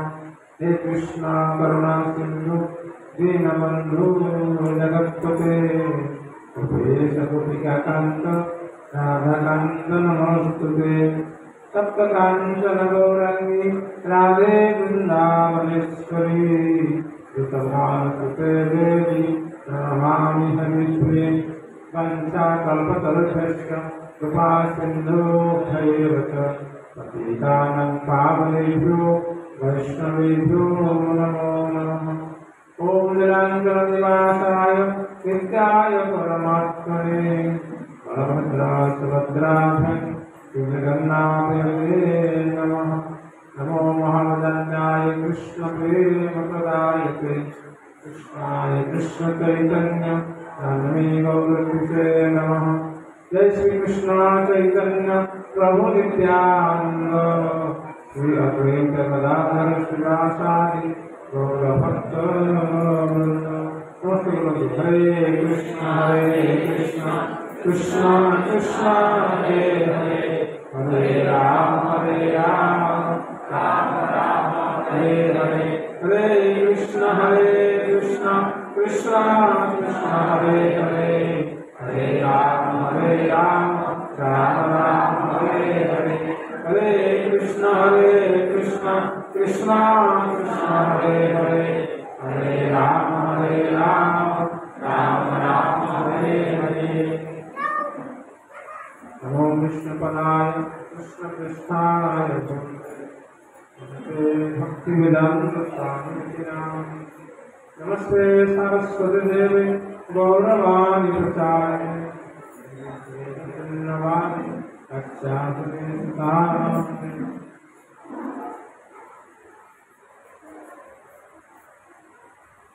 हरे कृष्ण। आज आम श्रीमद भागवत मनुष्य जीवन दुर्लभ मनुष्य जीवन तार संपर्क किसी पाठ करवा मनुष्य जीवन केते मूल्यवान ये विषय श्रीमद भागवत महापुराण कौन वर्णन कराई भाव में आम ये मनुष्य जीवन को सार्थक करवा। लब्धासुदुर्लभमिदं बहु संभवन्ते मानुष्यम् अप्सुतम् अनित्य अपीयः कृष्णं जपेत न पतेत् तन्मृत्युजालम् विश्रेयसाय विषयः परिसर्गस्यात्। श्लोक अनुवाद ध्यान शुणु। अनेक जन्म और मृत्यु पर जड़े दुर्लभ मनुष्य जन्म प्राप्त होता है। यह अस्थायी हेले श्रेष्ठ पूर्णता प्राप्त यह अस्थायी हेले श्रेष्ठ पूर्णता प्राप्तिर सुयोग ଦେଇଥାଏ। ତେଣୁ ଜଣେ ସ୍ଥିର ବୁଦ୍ଧି ସମ୍ପନ୍ନ ବ୍ୟକ୍ତି ଯେ ପର୍ଯ୍ୟନ୍ତ ଏହି ମରଣଶୀଳ ଶରୀରର ମୃତ୍ୟୁ ଓ ପତନ ନ ଘଟିଛି ସେହି ସମୟ ମଧ୍ୟରେ ଯଥାଶୀଘ୍ର ଅନ୍ତିମ ପୂର୍ଣ୍ଣ ପ୍ରାପ୍ତି ପାଇଁ ଚେଷ୍ଟା କରିବା ଉଚିତ। ସର୍ବୋପରି ଅତି ଘୂର୍ଣ୍ଣ ଜୀବଜୋନିରେ ଇନ୍ଦ୍ରିୟ ପ୍ରୀତିର ସୁଯୋଗ ରହିଛି, ଯେତେବେଳେ କେବଳ ମାନବ ପକ୍ଷରେ ହିଁ କୃଷ୍ଣ ଚେତନା ସମ୍ଭବପର ଅଟେ। ଏହି ଶ୍ଲୋକର ଭାବାର୍ଥରେ ଆମର ଇସ୍କନ ପ୍ରତିଷ୍ଠାଚାର୍ଯ୍ୟ ଶ୍ରୀ ଶ୍ରୀମଦ୍ ଅଭୟ ଚରଣ ଅରବିନ୍ଦ ଭକ୍ତି ବେଦାନ୍ତ ସ୍ୱାମୀ କିଛି ବ୍ୟାଖ୍ୟା କରିଥିବା ପାଠ କରିବା। ଭାବାର୍ଥ: ଭୌତିକ ଜୀବନ ଅର୍ଥ ଜନ୍ମ ଓ ମୃତ୍ୟୁର ଘୂର୍ଣ୍ଣନ। ସରୀସୃପ, କୀଟପତଙ୍ଗ, ଶୂକର ଏବଂ କୁକୁରମାନଙ୍କ ସଦୃଶ ନିର୍ମସ୍ତରର ଜୀବନଧାରାରେ ଇନ୍ଦ୍ରିୟ ପ୍ରୀତିର ପ୍ରଚୁର ସୁଯୋଗ ଅଛି। ଏପରିକି ସାଧାରଣ ମାଛଗୁଡ଼ିକ ମଧ୍ୟ ମୈଥୁନ ଜୀବନଯାପନରେ ବ୍ୟସ୍ତ ରୁହନ୍ତି ଏବଂ ସେଥିପାଇଁ ସେମାନେ ଦ୍ରୁତ ବୟସ ବୃଦ୍ଧି କରିପାରନ୍ତି। ମାନବ ଜୀବନରେ ଜୀବ ଅଦ୍ୱୟ ଶକ୍ତିକୁ ଉପଲବ୍ଧ କରିବାକୁ ସକ୍ଷମ ହୁଏ ଏବଂ ସେଥିପାଇଁ ଗମ୍ଭୀର ଦାୟିତ୍ୱ ପାଳନ କରିବାକୁ ହୁଏ। ଯେହେତୁ ମୂଲ୍ୟବାନ ମାନବ ଜୀବନ ଚିରନ୍ତନ ନୁହେଁ, ତେଣୁ ଆମେ ଜୀବନର ସର୍ବୋଚ୍ଚ ପୂର୍ଣ୍ଣତା ଆକୃଷ୍ଟ ଚେତନା ହାସଲ କରିବା ପାଇଁ ଯଥାଶକ୍ତି ଚେଷ୍ଟା କରିବା ଉଚିତ। ମୃତ୍ୟୁ ଆସନ୍ନ ହେବା ପୂର୍ବରୁ ଆମର ସେହି ବିଷୟରେ ଯଥାର୍ଥ ସ୍ୱାସ୍ଥ୍ୟ ସଂରକ୍ଷଣ ନିମିତ୍ତ ଗୁରୁତର ସହିତ ଅନୁସରଣ କରିବା ଅବଶ୍ୟ କର୍ତ୍ତବ୍ୟ। ଭଗବତ ଭକ୍ତଙ୍କ ସଙ୍ଗଲାଭ ମାଧ୍ୟମରେ ମନୁଷ୍ୟ କୃଷ୍ଣ ଚେତନା ଉପଲବ୍ଧି କରିପାରେ। ସେମାନଙ୍କ ସଙ୍ଗ ନ ପାଇଲେ ମନୁଷ୍ୟ ପକ୍ଷରେ ଜୀବନ ନିର୍ବିଶେଷ ନିରାକାର ତତ୍ତ୍ୱମୂଳକ ଅଭ୍ରାନ୍ତ ଧାରଣା ପ୍ରତି ଆକୃଷ୍ଟ ହେବାର ସାମୂହିକ ଆଶଙ୍କା ରହେ। ଯେଉଁ ଧାରଣା ଫଳରେ ମନୁଷ୍ୟ କ୍ରମଶଃ ଅଦ୍ୱୟ ଶକ୍ତିଙ୍କ ପ୍ରତି ଭକ୍ତିଯୁକ୍ତ ସେବା ଅନୁସରଣ ତଥାରେ ବିଭ୍ରାନ୍ତ ହୋଇଥାଏ କିମ୍ବା ଅଦ୍ୱୟ ସତ୍ୟ ଉପଲବ୍ଧି ବିଷୟରେ ଅକୃତ କାର୍ଯ୍ୟ ହେବା ସଫଳ। ଅକୃତ କାର୍ଯ୍ୟ ହେବା ଫଳରେ ବ୍ୟର୍ଥ ମନୋରଥ ହୋଇ ମନୁଷ୍ୟ ପୁନର୍ବାର ଇନ୍ଦ୍ରିୟ ପ୍ରତିର ଅନର୍ଥକ ପ୍ରଚେଷ୍ଟାର ଫଳକୁ ଫେରିଥାଏ। ଉପସଂହାରରେ କୁହାଯାଇପାରେ ଯେ ଅଭିଜ୍ଞ ଆତ୍ମାनुभୂତି ସମ୍ପନ୍ନ ଭଗବତ ଭକ୍ତଙ୍କ ଆନୁଗତ୍ୟରେ କୃଷ୍ଣ ଚେତନା ଅନୁସରଣ କରିବା ନିମିତ୍ତ ମାନବ ଜନ୍ମ ଉଦ୍ଦିଷ୍ଟ। ଏହି ଶ୍ଲୋକରେ ଶ୍ରୀମଦ୍ ଭାଗବତ ଶ୍ରୀମଦ୍ ଭଗବାନଙ୍କର ଦିବ୍ୟ ଉପଦେଶ ସ୍ୱୟଂ ଭଗବାନଙ୍କର ମୁଖ ନିଃସୃତ ବାଣୀ ଶ୍ରୀମଦ୍ ଭଗବତ ଗୀତା ଶ୍ରୀମଦ୍ ଭାଗବତ ଭଗବାନ ଏବଂ ତାଙ୍କ ଭକ୍ତଙ୍କ ବିଷୟରେ ବହୁତ ସୁନ୍ଦର ଏବଂ ବିସ୍ତାର ଭାବରେ ବର୍ଣ୍ଣନା କରାଯାଇଛି। ମନୁଷ୍ୟ ଜୀବନ କେତେ ଶ୍ରେଷ୍ଠ ଏବଂ ମହତ୍ତ୍ୱପୂର୍ଣ୍ଣ ଏ ବିଷୟରେ ବର୍ଣ୍ଣନା କରାଯାଇଛି। ଏ ଦୁର୍ଲଭ ମନୁଷ୍ୟ ଜନ୍ମ, ମନୁଷ୍ୟ ଜୀବନ ଦୁର୍ଲଭ ଅର୍ଥାତ୍ ପ୍ରାପ୍ତ ହେବା ବହୁତ କଠିନ। ଶାସ୍ତ୍ରରେ କୁହାଯାଇଛି ବିଷ୍ଣୁ ପୁରାଣରେ ଜଳଜା ନବଲକ୍ଷ ଆଣି ସ୍ଥାବର ଲକ୍ଷ୍ୟ ବିଂଶତି ତୁମେହ ରୁଦ୍ର ସଂଖ୍ୟକ ଦଶଲକ୍ଷଣ ପକ୍ଷଣା ଚତୁର୍ଲକ୍ଷାଣି ମାମ। ତ 84 ଲାख ଜୀବ ଜନ୍ତି। ତ ଜଳଜା ନବଲକ୍ଷ 9 ଲକ୍ଷ ପ୍ରକାର ଜଳରେ ଜୀବ ଅଛନ୍ତି ଏବଂ ସ୍ଥାବର ଜଙ୍ଗମ ହେଉଛି 20 ଲକ୍ଷ ପ୍ରକାର ଏବଂ 11 ଲକ୍ଷ ପ୍ରକାର କୃମି କୀଟ ପତଙ୍ଗ କୃମି ଏବଂ 10 ଲକ୍ଷ ପକ୍ଷୀ ଏବଂ 40 ଲକ୍ଷ ହେଉଛନ୍ତି ପଶୁ ଏବଂ 4 ଲକ୍ଷ ହେଉଛନ୍ତି ମନୁଷ୍ୟ। ତ ଏଇଭଳି ଭାବରେ ଆମେ 84 ଲାख ଜୀବ ଘୂର୍ଣ୍ଣନ ପରେ ଆମକୁ ମନୁଷ୍ୟ ଜୀବନ ପ୍ରାପ୍ତ ହୋଇଛି। ତ ସେଥିପାଇଁ କୁହାଯାଏ ମନୁଷ୍ୟ ଜୀବନ ଦୁର୍ଲଭ। କିନ୍ତୁ ଯେଉଁମାନେ ତତ୍ତ୍ୱଜ୍ଞାନୀ ଏବଂ ବିବେକ ସମ୍ପନ୍ନ ବ୍ୟକ୍ତି এই তত্ত্ব কথাକୁ ବୁଝିବା ଦରକାର ଯେ ଆମର ମନୁଷ୍ୟ ଜୀବନ କେତେ ମହତ୍ତ୍ୱପୂର୍ଣ୍ଣ। କାରଣ এই ମନୁଷ୍ୟ ଜୀବନ ସମସ୍ତଙ୍କୁ ପ୍ରାପ୍ତ ନ ହୋଇଥାଏ। ବହୁତ ପୁଣ୍ୟର ଉଦୟ ହେଲା ପରେ এই ମନୁଷ୍ୟ ଜୀବନ ଭାରତବର୍ଷ ଭଳି ପୁଣ୍ୟ ଭୂମିରେ ଆମକୁ ମିଳିଛି। ତ এই ଭାରତ ଭୂମିରେ ଶାସ୍ତ୍ରରେ କୁହାଯାଇଛି ଭାରତ ଭୂମିରେ ମନୁଷ୍ୟ ଜନ୍ମ ହୋଇନ ଯା ନିଜ ଜୀବନ ସାର୍ଥକ କରି କର ପର ଉପକାର। କିନ୍ତୁ ବର୍ତ୍ତମାନ ମନୁଷ୍ୟ ଜୀବନ ଆମେ ପ୍ରାପ୍ତ ହୋଇ ଆମେ ନିଜ ଜୀବନକୁ ପଶୁ ତୁଲ୍ୟ ଯୋଗାଇ ଦେଉଛୁ। ପଶୁ ମଧ୍ୟ ଆହାର ନିଦ୍ରା ଭୟବତୀର ବ୍ୟସ୍ତ, ମନୁଷ୍ୟ ମଧ୍ୟ ଆହାର ନିଦ୍ରା ଭୟବତୀର ବ୍ୟସ୍ତ। ମହାଭାରତ କୁହାଯାଇଛି ଆହାର ନିଦ୍ରା ଭୟବତୀରାନ୍ତ ସାମାନ୍ୟ ଏକ ପଶୁଭି ନରାଣ ଧର୍ମ ହିଁ ଦେଶ ଅଧିକ ବିଶେଷ ଧର୍ମୀୟ ହୀନ ପଶୁଭି ସମାନ। ତ ଆହାର ନିଦ୍ରା ଭୟବତୀର ସବୁ ଜୀବ କରୁଛନ୍ତି କିନ୍ତୁ ଧର୍ମ ଭବନ ମନୁଷ୍ୟ ହିଁ କରିପାରେ। ଆଉ ଧର୍ମ ଭାବନା ରହିଲେ ହିଁ ମନୁଷ୍ୟ ପଶୁଠାରୁ ଉନ୍ନତ। এই ধর্ম ভাবনা নাই ধর্মের হীন পশু ହିଁ ସମାନ। এই ମନୁଷ୍ୟ ଜୀବନ ଦୁର୍ଲଭ ଏଇଥିପାଇଁ କାରଣ ଏଇ ମନୁଷ୍ୟ ଜୀବନ ଏତେ ମୂଲ୍ୟବାନ ପ୍ରାପ୍ତ ହେଇছে ବହୁତ ପୂର୍ଣ୍ଣର ଏକାଠି ହେଲା ପରେ ଯଦି ଏଇ ଦୁର୍ଲଭ ମନୁଷ୍ୟ ଜୀବନକୁ ଆମେ ଏମିତି ଆହାର ନିଦ୍ରା ଭୟ କରୁଥିଲେ ବିତେଇ ଦେବା ତ ବହୁତ ମୂଲ୍ୟବାନ ହରାଇ ବସିବ। ସେ ପ୍ରହ୍ଲାଦ ମହାରାଜ ସେମାନେ ଭାଗବତରେ ଏଇ ମନୁଷ୍ୟ ଜୀବନ ବିଷୟରେ ମଧ୍ୟ କହିଛନ୍ତି କିଭଳି ଭାବରେ ତାଙ୍କର ଅସୁର ବାଳକମାନଙ୍କ ପ୍ରତି ପ୍ରହ୍ଲାଦ ମହାରାଜ ଉପଦେଶ ଦେଉଛନ୍ତି କୌମାର ଆଚର୍ୟ ପ୍ରାଜ୍ଞ। ପ୍ରାଜ୍ଞ ଅର୍ଥ ଯେଉଁମାନେ ବୁଦ୍ଧିମାନ, ଯେଉଁମାନେ ବୁଦ୍ଧିମାନ ନୁହନ୍ତି ତାକୁ ଗ୍ରହଣ କରିବେନି କି ସେମାନେ ଏତେ ଖାମିକାଲି ତାକୁ ଗ୍ରହଣ କରିବେ। ଯେଉଁମାନେ କୌମାର ଆଚର୍ୟ ପ୍ରାଜ୍ଞ ଧର୍ମାନ ଭାଗବତା ନିହ ଦୁର୍ଲଭମ ମନୁଷ୍ୟ ଜନ୍ମ ତଦପି ଅଦୁର୍ଗମ ଅର୍ଥ। ତ କୁମାର ବୟସ, କୁମାର ତ 5-7 ବର୍ଷରୁ ହିଁ এই ভাগবত ধর্ম গ্রহণ করা আছে। যেহেতু এই মনুষ্য জীবন দুর্লভ ସବୁବେଳେ ପ୍ରାପ୍ତ ହୁଏ, ମନୁଷ୍ୟ ଜୀବନ ହିଁ ଆମେ ଭଗବାନଙ୍କର ଭକ୍ତି ସାଧନ କରିପାରିବା। ପ୍ରହ୍ଲାଦ ମହାରାଜ କି ଯେଉଁମାନେ ପ୍ରାଜ୍ଞ ବ୍ୟକ୍ତି କୁମାର ଆଚର ପ୍ରାଜ୍ଞ ଧର୍ମାନ ଭାଗବତ, এই ଭାଗବତ ଧର୍ମକୁ ସିଏ ଗ୍ରହଣ କରିବେ। ଦୁର୍ଲଭ ମନୁଷ୍ୟ ଦୁର୍ଲଭ ଅର୍ଥାତ୍ ପାଇବା ବହୁତ କଠିନ, କିନ୍ତୁ ଏ ମନୁଷ୍ୟ ଜୀବନ ଅଧ୍ରୁବ ଅର୍ଥାତ୍ କ୍ଷଣସ୍ଥାୟୀ, ସବୁଦିନ ନାହିଁ ରହିବ। କାରଣ ବାଳକରୁ ଯୌବନ, ଯୌବନରୁ ବୁଢ଼ା ଏଟାকে ଧୀରେ ନଷ୍ଟ ହୋଇଥାଏ। ତ ଯେହେତୁ ଅସ୍ଥାୟୀ କିନ୍ତୁ ଏ ବହୁତ ମୂଲ୍ୟବାନ ଜିନିଷ ଆମେ ପ୍ରାପ୍ତ କରିପାରିବା। ଦୁର୍ଲଭ ମାନୁଚନ ଜନ୍ମ ତଦପି ଅଧ୍ରୁବମ, ଏ ଅଧ୍ରୁବ ଅନିତ୍ୟ ହେଲେ ମଧ୍ୟ ଅର୍ଥପୂର୍ଣ୍ଣ। ଅର୍ଥପୂର୍ଣ୍ଣ କାହିଁକି ଇଏ ଆମେ ଏଇ ମନୁଷ୍ୟ ଜୀବନରେ ଆମେ ଭଗବତ ଭକ୍ତି ପ୍ରାପ୍ତ କରିପାରିବା, ଯେଉଁ ଅନ୍ୟ ଜୀବନରେ କେବେ ସମ୍ଭବ ନୁହେଁ।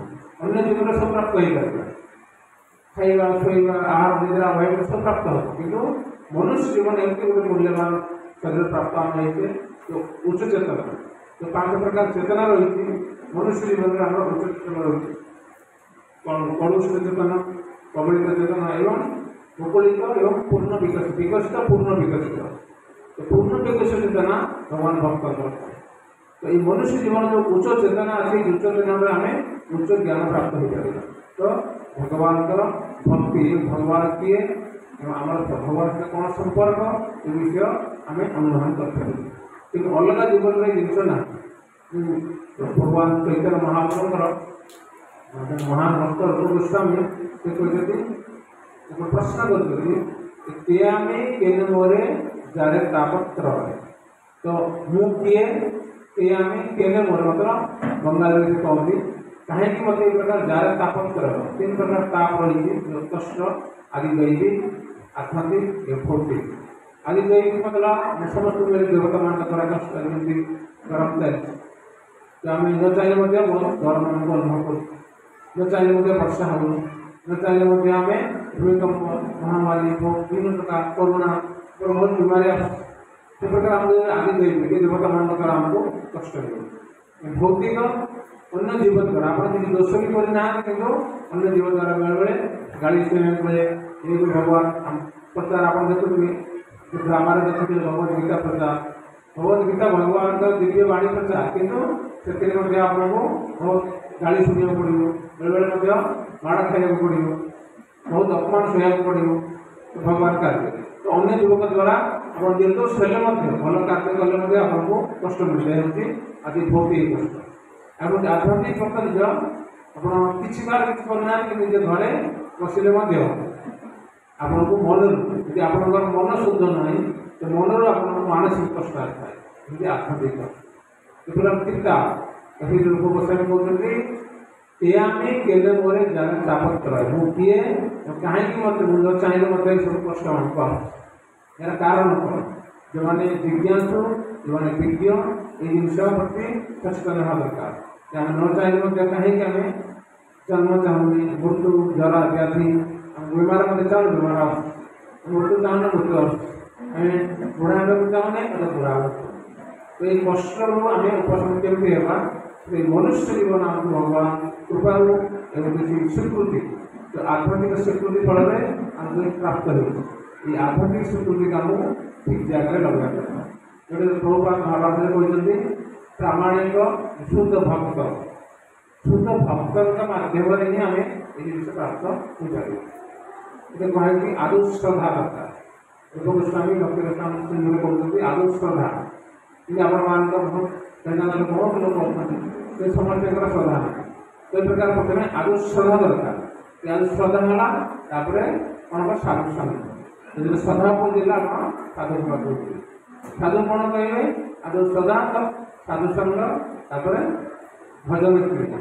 ଏ ସାଧୁ ଗଲେ କ'ଣ ଏ ପ୍ରସାଦ ଦେବେ ଏବଂ କହିବେ କ'ଣ ଜପ କର ଭଗବାନଙ୍କର ଗୀତା ପଢ଼ ତ ଭଗବାନଙ୍କର ଉପଦେଶ ଦେବେ। ଏ ଭଜନ କ୍ରିୟା ଆପଣଙ୍କର ଆରମ୍ଭ ହେବ। ଯଦି ଆପଣଙ୍କର ପ୍ରଥମରୁ ଆଦୌ ଶ୍ରଦ୍ଧା ହିଁ ରହିବନି ତା ଆପଣଙ୍କୁ ଆଗକୁ ବଢ଼ିବେ। ପ୍ରଥମେ ଶ୍ରଦ୍ଧା ଦରକାର। ସେଟା କୁହାଯାଇଛି ଆଉ ଶାସ୍ତ୍ରରେ କି ଆମେ ଭଗବାନଙ୍କୁ ପ୍ରାପ୍ତ ହେବାକୁ ହେଲେ ଶ୍ରଦ୍ଧା ହିଁ ଦରକାର। ଶ୍ରଦ୍ଧା କହୁଥିଲେ ଯେ ଆମେ ଭଗବାନଙ୍କ ନାମ କୀର୍ତ୍ତନ କରିବା ପାଇଁ ଭଗବାନ ପ୍ରାପ୍ତ ହେବାକୁ ଚାହୁଁଛେ ତାର ମୂଲ୍ୟ ହେଉଛି ଆକ୍ଚୁଆଲି ଶ୍ରଦ୍ଧା। ଆମେ ଟଙ୍କା ପଇସା ଦେଇକି ଭଗବାନ ପ୍ରାପ୍ତ ହେଇପାରିବା କିନ୍ତୁ ଆମକୁ ଶ୍ରଦ୍ଧା ଦରକାର।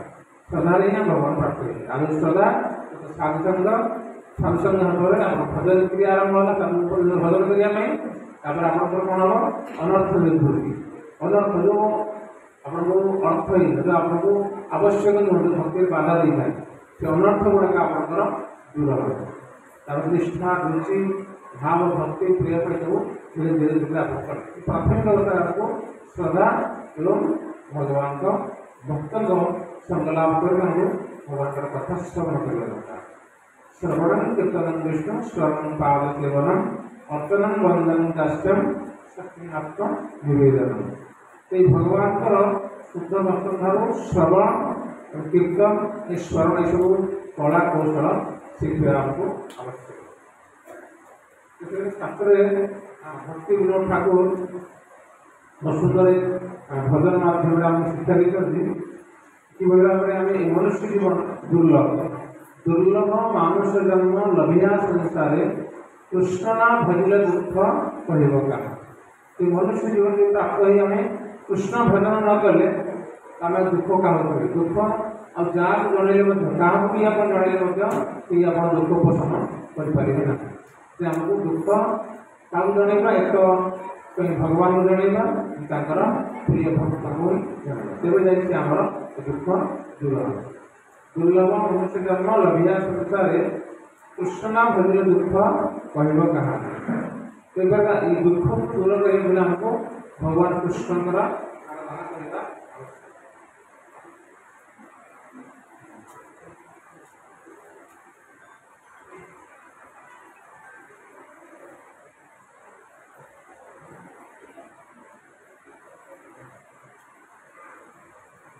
ତାପରେ ଭକ୍ତିବିନୋଦ ଠାକୁର এই ଭଜନ ମାଧ୍ୟମରେ ଆମେ ଶିକ୍ଷା ଦେଉଛନ୍ତି ଦୁର୍ଲଭ এই ଭାଗବତ ଶ୍ଲୋକ ଆଜି ଆମେ ପଢ଼ିଲେ ମନୁଷ୍ୟ ଜୀବନ ବହୁ ଜୀବନ ପରେ ଜୀବନ ପରେ ଆମକୁ ପ୍ରାପ୍ତ ହେଇଛି। এই ମନୁଷ୍ୟ ଜୀବନ କିଭଳି ଭାବରେ ଆମେ ବହୁ ସତର୍କତା ପୂର୍ବକ এই ମନୁଷ୍ୟ ଶରୀର ଗୋଟେ କ'ଣ ଯନ୍ତ୍ର ଏକ ନୌକା ସହିତ ତୁଳନା କରାଯାଇଛି। এই ଯନ୍ତ୍ରକୁ একটা ଯନ୍ତ୍ରରେ କିନ୍ତୁ ଗାଡ଼ି ଯନ୍ତ୍ର ଯଦି এই ଯନ୍ତ୍ରକୁ ପରିଚାଳିତ କରନ୍ତି କିଏ ଭଗବାନଙ୍କ ଜଣେ ମହାନ ଭକ୍ତଙ୍କ ମାଧ୍ୟମରେ ଆମେ ତାକୁ ଦିଗ୍ଦର୍ଶନ ଦେବା ଉଚିତ। ଯଦି ଆମେ ମନ ଇଚ୍ଛା ଏ ଗାଡ଼ିକୁ ଚଲେଇବା ଆମେ ଯାଇକି ଖାଲିରେ ପଡ଼ିବା ଏବଂ ଆମର ମନୁଷ୍ୟ ଜୀବନ ବେକାର ହେଇଯିବ। ଯଦି ଆମକୁ ଏଇ ଯନ୍ତ୍ରରୂପୀ ନୌକା ବା ଶରୀରକୁ ପରିଚାଳନା କରିବାକୁ ହେଲେ ଜଣେ ଭକ୍ତଙ୍କ ମାଧ୍ୟମରେ ଯେଉଁ ପରମ୍ପରାରେ ଆସୁଥିବେ ଚାରି ସମ୍ପ୍ରଦାୟ ଅଛି ଆପଣ ଜାଣିଥିବେ ଶ୍ରୀ ବ୍ରହ୍ମ ରୁଦ୍ର ସନକା ଏ ଚାରି ସମ୍ପ୍ରଦାୟ ମାଧ୍ୟମ ପରମ୍ପରାରେ ଯେଉଁ ଗୁରୁ ଆସୁଥିବେ ସେମାନଙ୍କର ମାଧ୍ୟମରେ ଆମ ଏ ଶରୀରକୁ ପରିଚାଳନା କରିବା ଉଚିତ। କିନ୍ତୁ ଏ ପ୍ରକାର ଦୁନିଆରେ ଶାସ୍ତ୍ରରେ ବହି ବର୍ଣ୍ଣନା ବହୁତ ଗୁରୁ ଅଛନ୍ତି କିନ୍ତୁ ସେମାନେ ଠିକ୍ ଜ୍ଞାନ ଦେଇଥାନ୍ତି ଶାସ୍ତ୍ର ସମସ୍ତ ଦେଇଥାନ୍ତି। କିନ୍ତୁ କୁହାଯାଏ ଅବୈଷ୍ଣବ ମୁଖରେ ଗିର୍ଣ୍ଣ ଟୋଟାଲ ଧରି କଥା ଆମକୁ ଯେଉଁମାନେ ବୈଷ୍ଣବ ନୁହନ୍ତି ଭଗବାନଙ୍କ ବିଷ୍ଣୁ ଭକ୍ତ ନୁହନ୍ତି ସେମାନଙ୍କ ମୁଖରୁ ଭଗବାନଙ୍କ ଆମ କଥା ଶୁଣିବା ସେ ହରିକଥା ହେଇଥାଇପାରେ କିନ୍ତୁ ଆପଣମାନଙ୍କ ସେ କେବେ କଲ୍ୟାଣକାରୀ ନୁହେଁ। ଅବୈଷ୍ଣବ ମୁଖର ଗର୍ଣ୍ଣ ପୀତମ ହରିକଥା ଅମୃତ ଶ୍ରବଣ ଦୈବ କର୍ତ୍ତବ୍ୟ ସର୍ବୋତ୍ତିଷ୍ଟ ହୋଇ ଯେମିତି କ୍ଷୀର ମଧ୍ୟ ପବିତ୍ର ଅମୃତ ଆମ ପାଇଁ ଯଦି ସେଠି ସାପ ମୋହ ମାରିଥିବ ତ ସେ କ୍ଷୀର ଆମ ପାଇଁ ବିପଦ ବିଷପୂରିତ। ସେଠାରେ ଭଗବାନଙ୍କ କଥା ଅମୃତ ପବିତ୍ର ଆମ ପାଇଁ ବହୁତ କଲ୍ୟାଣକାରୀ କିନ୍ତୁ ସର୍ବତୁଲ୍ୟ ଯେଉଁମାନେ ଅବୈଷ୍ଣବ ଭଗବାନଙ୍କ କଥା ତାଙ୍କ ଭଳି ଶୁଣାଯାଏ ସେ କଥା ଆମ ପାଇଁ ବିଶ୍ୱତୁଲ୍ୟ କାର୍ଯ୍ୟ କରିଥାଏ ଆମ ପାଇଁ ଆତ୍ମିକ ଯୁଗରେ ସହାୟକ ହୋଇଥାଏ। ତ ସେଥିପାଇଁ ପ୍ରଭୁପାଦ ଏହି ଭାବାର୍ଥରେ ବତେଇଛନ୍ତି କି ଭୌତିକ ଜୀବନ ଅର୍ଥ ଜନ୍ମ ଓ ମୃତ୍ୟୁର ଭୋଜନ। ଭୌତିକ ଜୀବନ କ'ଣ ଏ ଶରୀର, ଯଦି ଆମେ এই ଦୁର୍ଲଭ ମନୁଷ୍ୟ ଜୀବନକୁ ଭଗବାନ ଭକ୍ତିରେ ନ ଲଗେଇବା ତ ଜନ୍ମ ମୃତ୍ୟୁ ଜରା ବ୍ୟାଧିରେ ବାରମ୍ବାର ଭୋଜନ ମାନେ କ'ଣ ଜନ୍ମ ହବ ଶାସ୍ତ୍ରରେ କହେ ଭଗବତ ଗୀତାରେ ବ୍ୟଞ୍ଜନ ପାପି ସ୍ୱରଂ ଭାବം ତେଜନ୍ତେ କଳେବର। କଳେବର ଅର୍ଥ এই ଶରୀର ଶେଷ ସମୟରେ ଛାଡ଼ିବା ସମୟରେ ଯେଉଁ ଭାବନାରେ ଆମେ ରହିବା। କ'ଣ ଭାବନା ରହିବ, ଯଦି ଜୀବନ ସାରା ଆମେ ପଶୁ ତୁଲ୍ୟ ପଶୁ ଭଳି ଆଚରଣ କରିବା ତ ଆମେ ସେ ସମୟରେ ସେ ପଶୁ ହିଁ ଆମର ଚିନ୍ତା ଆସେ, ଚେତନା ଅନୁସାରେ ଆମକୁ ସେଟା ପ୍ରାପ୍ତ ହେବ। ଯଦି ଆମକୁ ଏବେଠୁ କୁହାଯାଇଛି କି ଯେଉଁ ସମୟରୁ ସମୟ ସୀମା ଯେତେବେଳେ ଆପଣ ପ୍ରାପ୍ତ ହେଲେ ଭଲ ଜିନିଷ ତୁରନ୍ତ ଗ୍ରହଣ କରିବେ। এই আধ্যাত্মিক জ্ঞানକୁ ଯେତେବେଳେ ଶୁଣିଲେ ସେ ସାଙ୍ଗେ ସାଙ୍ଗେ ଗ୍ରହଣ କରି ସେଟାକୁ ଆଚରଣ କରିବେ।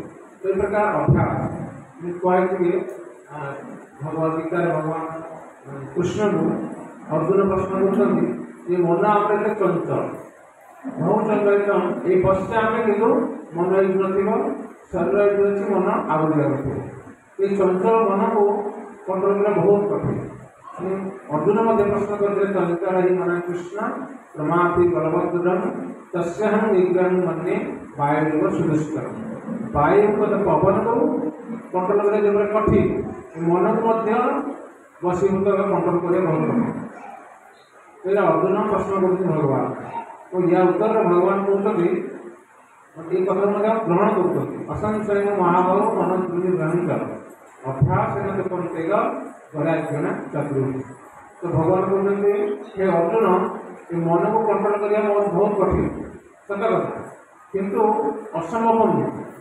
ଅସମ୍ଭବ କିନ୍ତୁ ଭଗବାନ ଅଧିକା କରୁଛନ୍ତି ଅଭ୍ୟାସ ବୈରାଗ୍ୟ।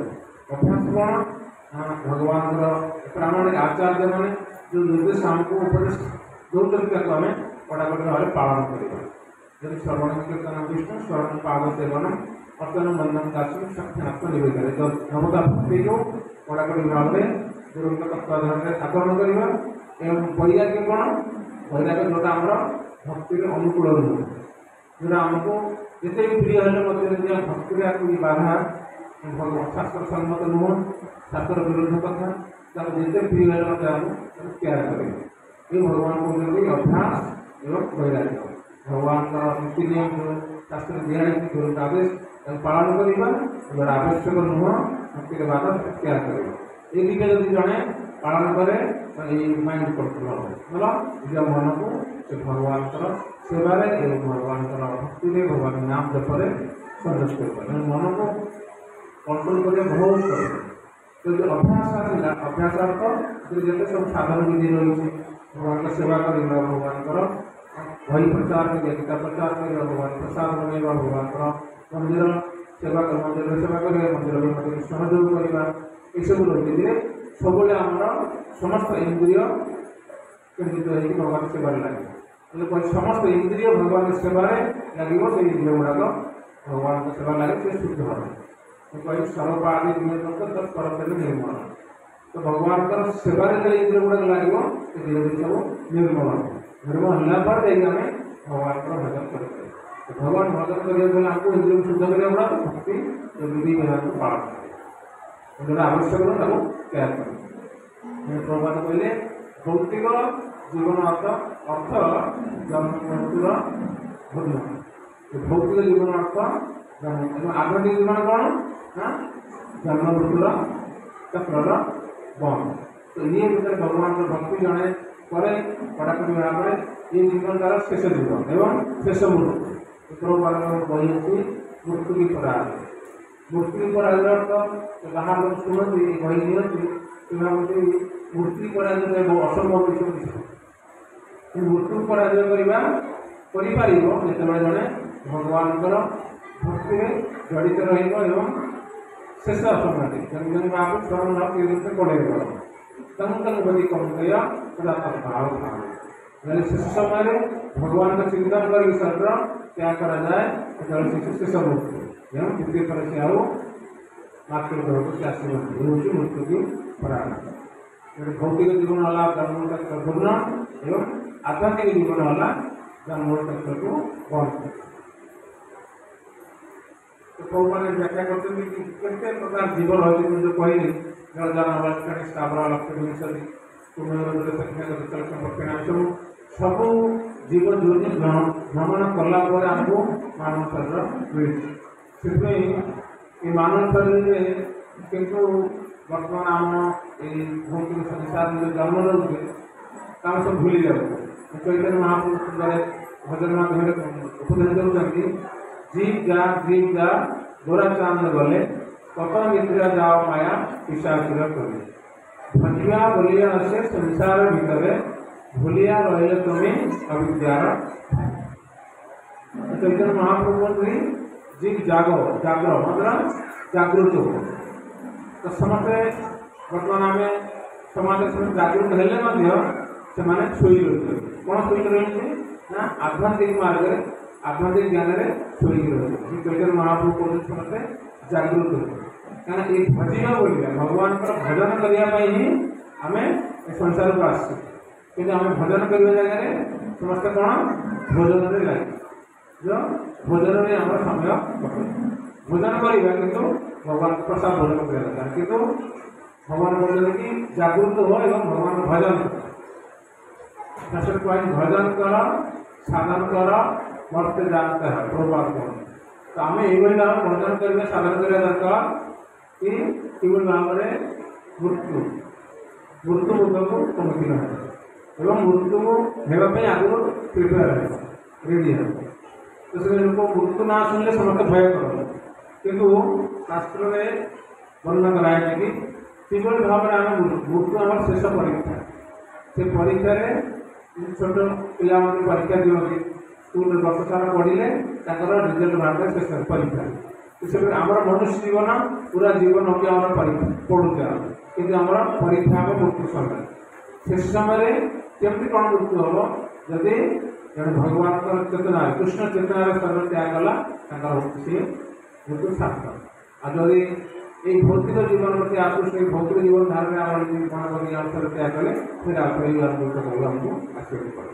चैतन्य महाप्रभु कहते एने औषधि माया नाशिबार लगे ये प्रकार जो भौतिक जगत में आम बद्ध हो रही है भगवान औषध आनते जो औषध आप बड़ बड़ मेडिकल एवं दुकान में आपको प्राप्त हो ना तो भगवान भक्त ठारू भगवान ठारू से औषध होती हरे कृष्ण कृष्ण कृष्ण हरे हरे हरे राम राम राम हरे।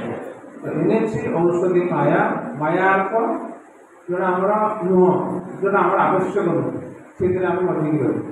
तो इन्हें औषधि माया नाशिबार लगे से माया को नाश करने कौन हरिनाम महामंत्र लौटनी मांगे। तो हमको मागिकी नेवा दरकार आम बेले बेले आम बर्तमान भगवान भक्त एवं भक्त भगवान चैतन्य महाप्रभु अजाचित भाव जाचिकी समाप्ति कर जाचि लोक देना हाथ पकड़ कर चाहूँ एवं कहले भगवत गीता देले भगवान नाम शुणिले कहते शुणा प्रभुपाद कहते जो गुरुनाथ कहते कालकाटा जो गुरुनाथ नगर संकीर्तन करते सकाल जेहतु समस्ते आसती नहीं आम व्यवस्था कराए नगर कीर्तन कले से आसती से कान में भगवान नाम पड़े किंतु एमती किसी लोक अच्छा जो नाम कीर्तन कराए से कान में आंगुठी देते आपको न शुणता कहीं न डिस्टर्ब कर। तो बाहर एत बाजा एत कौन कौन सब बैंड पार्टी बाजू डिस्टर्ब जो भगवान नाम कान में पड़े कान में आंगुठी देते तापर से दुर्भाग्य। चैतन्य महाप्रभु को शिक्षाष्टक बोले जे नाम काली बहुदारी सर्वशक्ति तत्रापिता नियमित स्मरणेन काल यथा दृष्टि तव कृपा भगवान ममापि दुर्देव दुष्मया जन राग। तो भगवान का नाम समस्त शक्ति भरी भगवान जब शक्ति भगवान नाम शेष उच्चारण करवा भगवान नाम एवं स्मरण करवा नियम नीति समय किसी ना किंतु आम एत हतभागा दुर्देव आम दुर्भाग्य शुणा राजी नुह एवं ଭକ୍ତ ଯଦି ପାଖକୁ ଆସିବେ ମଧ୍ୟ ଶୁଣେଇବେ ସେ କାନରେ ଆଙ୍ଗୁଳି ଦେବେ। ଏ ହେଉଛି ଦୁର୍ଭାଗ୍ୟ। এই মনুষ্য জীবনের দুর্লভ, এই মনুষ্য জীবনের দুর্লভ ସେମାନେ ବୁଝିପାରନ୍ତି। ସେଥିପାଇଁ ପ୍ରଭୁପାଦ ଇସ୍କନ ସଂସ୍ଥାପକ ଆଚାର୍ଯ୍ୟ ତାଙ୍କ କୃପାରୁ ପ୍ରତି ନଗର ସହରରେ ସବୁ କେନ୍ଦ୍ରମାନ ଗଢ଼ି ଉଠିଛି। ପ୍ରଭୁପାଦଙ୍କ କୃପାରୁ ହିଁ ଆମେ ଭଗବାନଙ୍କର କଥା ଏବଂ ଭଗବତ ଗୀତା ଭଗବାନଙ୍କର ପ୍ରସାଦ ସୁଯୋଗ ପ୍ରାପ୍ତ ହେଉଛି ଯେ ଆମର ଦୁର୍ଲଭ ମନୁଷ୍ୟ ଜୀବନକୁ ସଫଳ କରିବେ। ଚୈତନ୍ୟ ମହାପ୍ରଭୁ ନିଜେ ଏହି ଉପଦେଶ ଦେଇଛନ୍ତି କି ଔଷଧ ଆଣିଛି ହରିନାମ, ଏନେଛି ଔଷଧି ମାୟା ନାଚିବା ଆମର। ଏ ଔଷଧ ସମସ୍ତଙ୍କୁ ଧ୍ୟାନପୂର୍ବକ ଔଷଧ କେମିତି ଖାଇବେ, ମୁଁ ଡକ୍ଟର ଯେମିତି ଆମ ଔଷଧ ଦେଲେ ଡକ୍ଟରଙ୍କ ପରାମର୍ଶ କରୁଛେ, ତ ଏହି ହରିନାମ ରୂପକ ଔଷଧ କେମିତି ଗ୍ରହଣ କରିବେ ଏ ଭକ୍ତଙ୍କର ପରାମର୍ଶରେ କରିବା ଦରକାର। ତ ଏଇଟାକୁ ଯଦି ମନ ଇଚ୍ଛା ଭାବେ କରାଯାଏ ଯେମିତି କଲେ ମୋତେ ଭଲ, କିନ୍ତୁ ଠିକ୍ ଠିକ୍ ଯେତେବେଳେ ଆମର କ'ଣ ଔଷଧ ଯେଉଁ ବେମାର ଅଛି, କି ବେମାର ଅଛି ସମସ୍ତଙ୍କର ଭୌତିକ ବେମାର, ଯେମିତି ଭୌତିକ ବେମାର ଦୂର ହେବ ତାକୁ ନୀତି ନିୟମରେ ପାଳନ କରେ। ଅପରାଧ ଶୂନ୍ୟ, ଅପରାଧ ଶୂନ୍ୟ ହୁଏ ଲୟ କୃଷ୍ଣ ନାମ। ଅପରାଧ ଶୂନ୍ୟ ଯଦି ହରିନାମ କରାଯାଏ ତେବେ ତାର এই হরিনামর মেডিসিনর ପୂର୍ଣ୍ଣ ସଫଳତା ଆମକୁ ପ୍ରାପ୍ତ ହେବ। କିନ୍ତୁ ଆମେ ଯଦି ନୀତି ନିୟମ ପାଳନ ନ କରି ଔଷଧ ଖାଇବା କିନ୍ତୁ ଠିକ୍ରେ ଭଲ କରି ବହୁତ ସମୟ ଲାଗେ, ବହୁତ ସମୟ ଲାଗେ। ସେଥିପାଇଁ ଆମକୁ ଭକ୍ତଙ୍କ ମାଧ୍ୟମରେ ହରିନାମକୁ ଗ୍ରହଣ କରିବା ଉଚିତ। ତେବେ ଯାଇକି ଆମର ମନୁଷ୍ୟ ଜୀବନ ଦୁର୍ଲଭ ମନୁଷ୍ୟ ଜୀବନ ସଫଳ ହେବ। ଭଗବାନ କହିଲେ ଯେହେତୁ ମୂଲ୍ୟମାନ ମାନବ ଜୀବନ ନିରନ୍ତର ଚିରନ୍ତନ ନୁହେଁ, ତେଣୁ ଆମେ ଜୀବନର ସର୍ବୋଚ୍ଚ ପୂର୍ଣ୍ଣତା କୃଷ୍ଣଚେତନା ହାସଲ କରିବା ପାଇଁ ଯଥାଶକ୍ତି ଚେଷ୍ଟା କରିବା। ଯେହେତୁ ମନୁଷ୍ୟ ଜୀବନ ସବୁଦିନ ନୁହେଁ। ବର୍ତ୍ତମାନ ଆପଣ ଦେଖିବେ ଏହା ପୂର୍ବରୁ ଆପଣମାନେ କମ୍ ବୟସ ଥିଲେ ଧୀରେ ଧୀରେ ପୂର୍ଣ୍ଣତା ପ୍ରାପ୍ତି ହେଲା। ଏହାପରେ ଧୀରେ ଧୀରେ ଆମର ଶରୀର ବଢ଼ିବାରେ ଏବଂ ଘଟିବାରେ କିଛି ଦିନ ଆସିବ। ଏମିତି ଆମେ କହିବା ହଁ କରିବା ଜପ କରିବା ଭକ୍ତି କରିବା, ଆପଣ ସମୟ ଚାଲିଯାଏ। କିନ୍ତୁ ଆମେ କିଏ ଜାଣିଲେ ଯେ ଆମର ମୃତ୍ୟୁ କେଉଁ ସମୟରେ ହେବ। ପରୀକ୍ଷିତ ମହାରାଜ ତାଙ୍କର ମୃତ୍ୟୁର ସୂଚନା ମିଳିଥିଲା, 7 ଦିନ ପରେ ତାଙ୍କର ମୃତ୍ୟୁ ହେବ। କିନ୍ତୁ ଆମକୁ ସେମିତି ସୂଚନା ନାହିଁ। କିନ୍ତୁ ଆମକୁ ଯେଉଁ ମୁହୂର୍ତ୍ତରେ ମିଳିଲା ସେଇ ମୁହୂର୍ତ୍ତରେ ଆମେ କରିବା। ପରୀକ୍ଷିତ ମହାରାଜ 7 ଦିନ ତାଙ୍କର ସମୟ ଥିଲା, ସିଏ ପ୍ରିପେୟାର ହେଲେ ଭଗବାନଙ୍କର ବିଭିନ୍ନ ପ୍ରକାର ଅନ୍ୟ ମନ୍ଦିର ବିଭିନ୍ନ ଉପଦେଶ ଦିଏ, ଯାଗ ଯଜ୍ଞ ତପସ୍ୟା ଏସବୁ କରିବା ପାଇଁ। ଆମେ ମଧ୍ୟ এই ଜଗତରେ ବହୁତ ଧର୍ମ ସଂସ୍ଥା ଅଛି।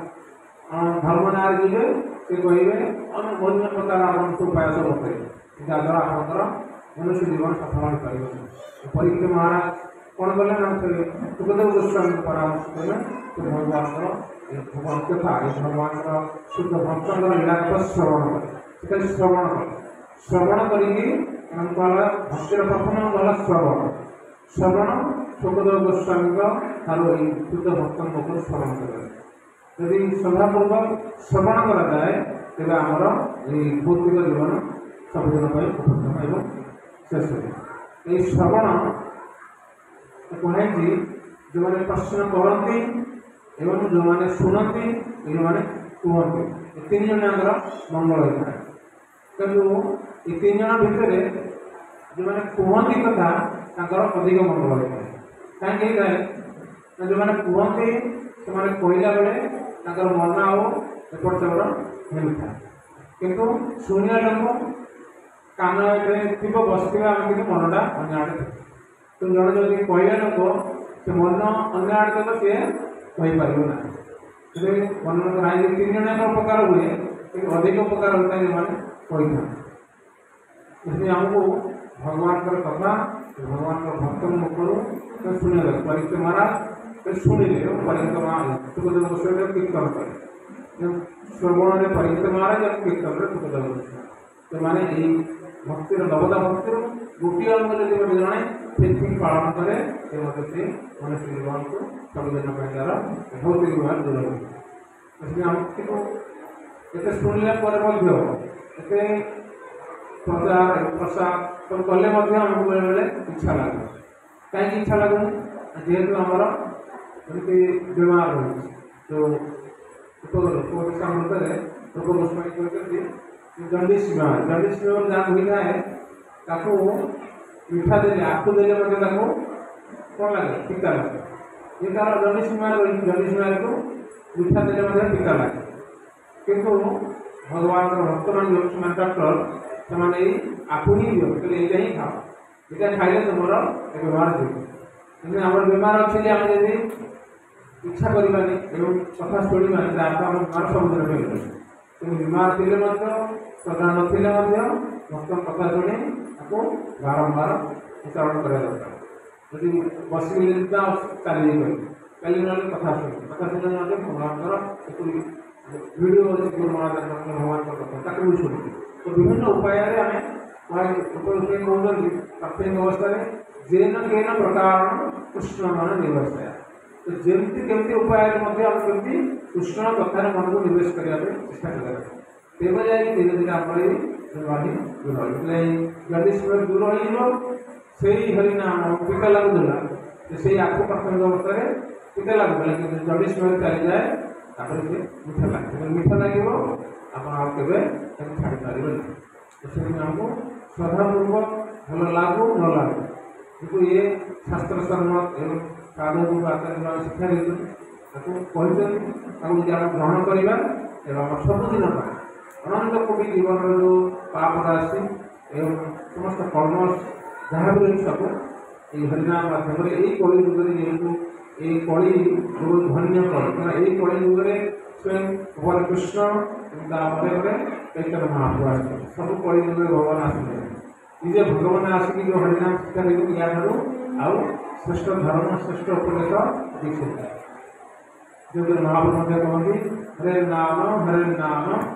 ନାମ ଏବ କେବଳମ୍ କଲୋ ନାସ୍ତେବ ନାସ୍ତେବ ନାସ୍ତେବ কলি যুগরে আর নাহি আমি নাম এই ভাগবত পুরাণ মধ্যে কুହାଯାଇଛି পরীক্ষিত মহারাজଙ୍କୁ বদল গোস্বাମী କହୁଛନ୍ତି কলির দোষ নিধি রাম কলি ହେଉଛି দোষର নিধି ସବୁ ଦୋଷର ଘର କିନ୍ତୁ ଗୋଟେ ମହାନ ଗୁଣ ରହିଛି କଲିର ଦୋଷ ନିଧି ରାଜନ ଅସ୍ତି ଏକ ମହାନ ଗୁଣ এই কলি যুগରେ ସମସ୍ତ ଦୋଷର ଘର ସମସ୍ତ ଅମଙ୍ଗଳ ଧରି ରହିଛି କିନ୍ତୁ ଗୋଟେ ମହାନ ଗୁଣ ଅଛି କ'ଣ ହରିନାମ কলির দোষ নিধি রাজନ ଅସ୍ତି ଏକ ମହାନ ଗୁଣ कीर्तनादेव कृष्णस्य मुक्त सर्व परम पदे तो कली युगरे भागवत पुराण उदाहरण स्वयं भगवत गोस्वामी परिकुमार कहते हरिनाम आश्रय यदि देवा तेरे आम सब कली युग जिते भी दुर्गम जिते भी कष्टमय है आराम से पार होती गोपुर गाई पुरा पानी अल्प थाए पार होगा किसी कठिन हो से प्रकार यही सागर ये संसार जो क्षुद्र सागर बहुत सागर तुल्य आपको पार होगा बहुत कठिन किंतु यदि भगवान का भक्त एवं भगवान शरण आम जा तो आम सागर आमको गोपुरार पानी सदृश आप आराम से पार कर भगवान का जो दिव्य उपदेश दिव्य हरिनाम को आश्रय मिले मनुष्य जीवन दुर्लभ मनुष्य जीवन सफल हम सबुदिन आम भगवान का नित्य सेवार नियुक्त हो सबुदिन शांति हरे तार जो प्रश्न मिले आप पचार पारे गोटे चेष्टा कर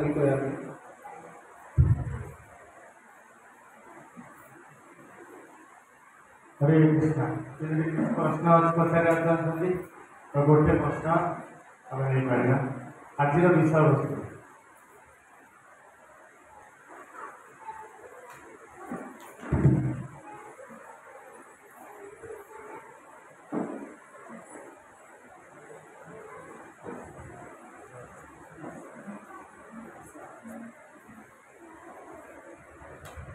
हरे कृष्ण प्रभु धन्यवाद प्रणाम प्रभु जी आम मनीष जन्म पूर्व जन्मटा कौन मनुष्य पूर्व जन्म कौन भगवत गीता कहला आप जीवन में से समय जहाँ चिंतन कर जीवन हो से अनुसार अंत काले तमाम शरीर मुक्ता कले शेष समय जो शरीर आप त्याग कले से समय जो चिंतन रहा आप शिक्षा आगे प्राप्त हो जेहेतु मनुष्य मन प्राप्त हो या पूर्व आप मनुष्य चेतना कृष्ण चेतना थे भगवान भक्ति करते भगवान षष्ठ अध्याय कहते तो शुचिना श्रीमतांगे योग भ्रष्ट अभिजात तो शुचि पवित्र कूल भक्त घरे आप जन्म ने जिते आप भगवान भक्ति करके छाड़ी देते से भक्ति को आउ दिन करने आप मनुष्य शरीर प्राप्त हो या पूर्व ही आप मनुष्य ही थे कि भक्ति पूरा कर भक्ति करने आउ दिन प्राप्त हो।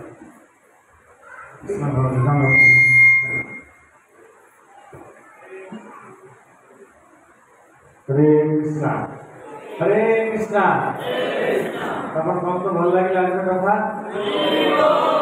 तो विशेष भाव में दुर्लभ मनुष्य जीवन को सार्थक कर मार्ग विषय प्रभु जी सुंदर कथा उपस्थापन करले प्रभु जी धन्यवाद देवा जोरे फिर हरि बोल कहेगी हरि बोल हरि बोल हरि बोल।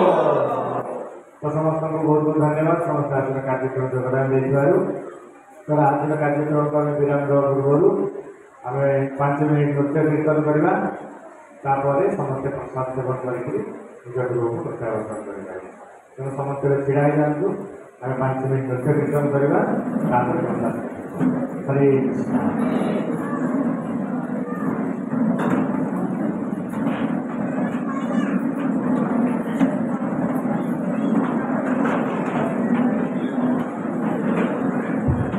जय श्री हरिनाम संकीर्तन की पतित पावन श्री गौरांग महाप्रभु की पतित पावन श्री नित्यानंद प्रभु की जगतगुरु शील प्रभुपाद की समवेत गौर भक्त वृंद की निताई गौर प्रेमानंदे समस्त गायी समस्त को परे परे अति उच्च स्वर हाथ कर कल दुई हाथ ऊपर उठे समस्त नृत्य कीर्तन भाग में समस्त हरे कृष्ण कृष्ण कृष्ण हरे हरे हरे राम राम राम हरे हरे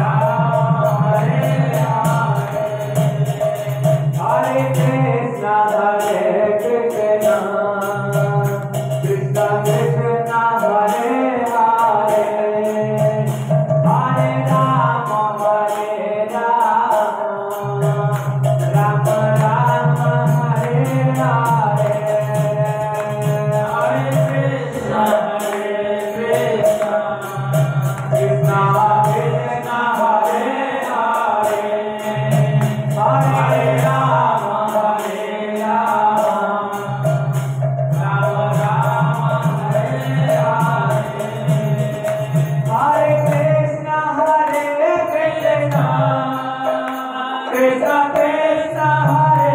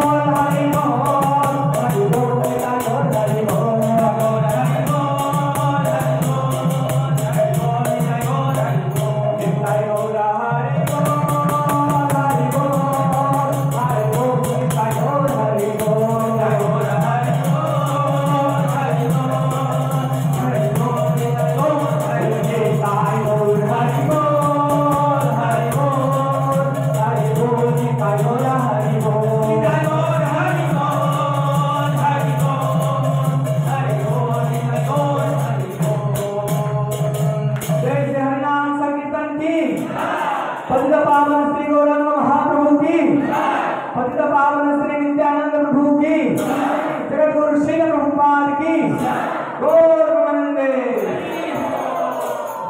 तो आप प्रत्येक दिन जब ये नृत्य कीर्तन करेंगे बहुत आनंद अनुभव करेंगे, जेते टेंशन थकापन सब आपण कारण आप समस्त ढेंकानाल बहुत बहुत स्वागत जनाऊँ। आप समस्ते सपरिवार सहित आसतु। आम प्रत्येक दिन सका 4:30 मंगल आरती हुए, संध्या 6:30 समय संध्या आरती हुए एवं प्रत्येक रविवार दिन 11टा समय संडे फीस्ट प्रोग्राम हुए, जो प्रवचन कीर्तन एवं समस्त को प्रसाद वितरण कराए एवं प्रत्येक मासर शेष रविवार ये टाउन हॉल कार्यक्रम संध्या समय हुए। तेणु समस्त को अनुरोध समस्त सपरिवार सहित आसी कार्यक्रम योगदान दिंतु। आ विशेष भाव में आज कार्यक्रम जे वैष्णव भोजन का प्रसाद सेवा करते जय कृष्ण प्रभु एंड अनुपम गोविंद प्रभु समस्त हरे कृष्ण महामंत्र करी ये दुई परिवार पर प्रार्थना करवा सान के बड़ा शुभ भक्ति के प्राप्त हो एवं दुर्गम मनुष्य जीवन सार्थक हो। हरे कृष्णा कृष्णा कृष्णा हरे हरे, हरे राम राम राम हरे हरे। बहुत बहुत धन्यवाद सब भक्त मान विशेषकर धन्यवाद आम राकेश साउंड बाबूजी को एते सुंदर साउंड सिस्टम पर भक्त माने एते सुंदर नृत्य कर पारे बहुत बहुत धन्यवाद। हरे कृष्णा। तो समस्ते ये टाउन हॉल डाहन पटे आम प्रसाद वितरण हम तो समस्ते जातु लाइन में प्रसाद सेवन। हरे कृष्णा।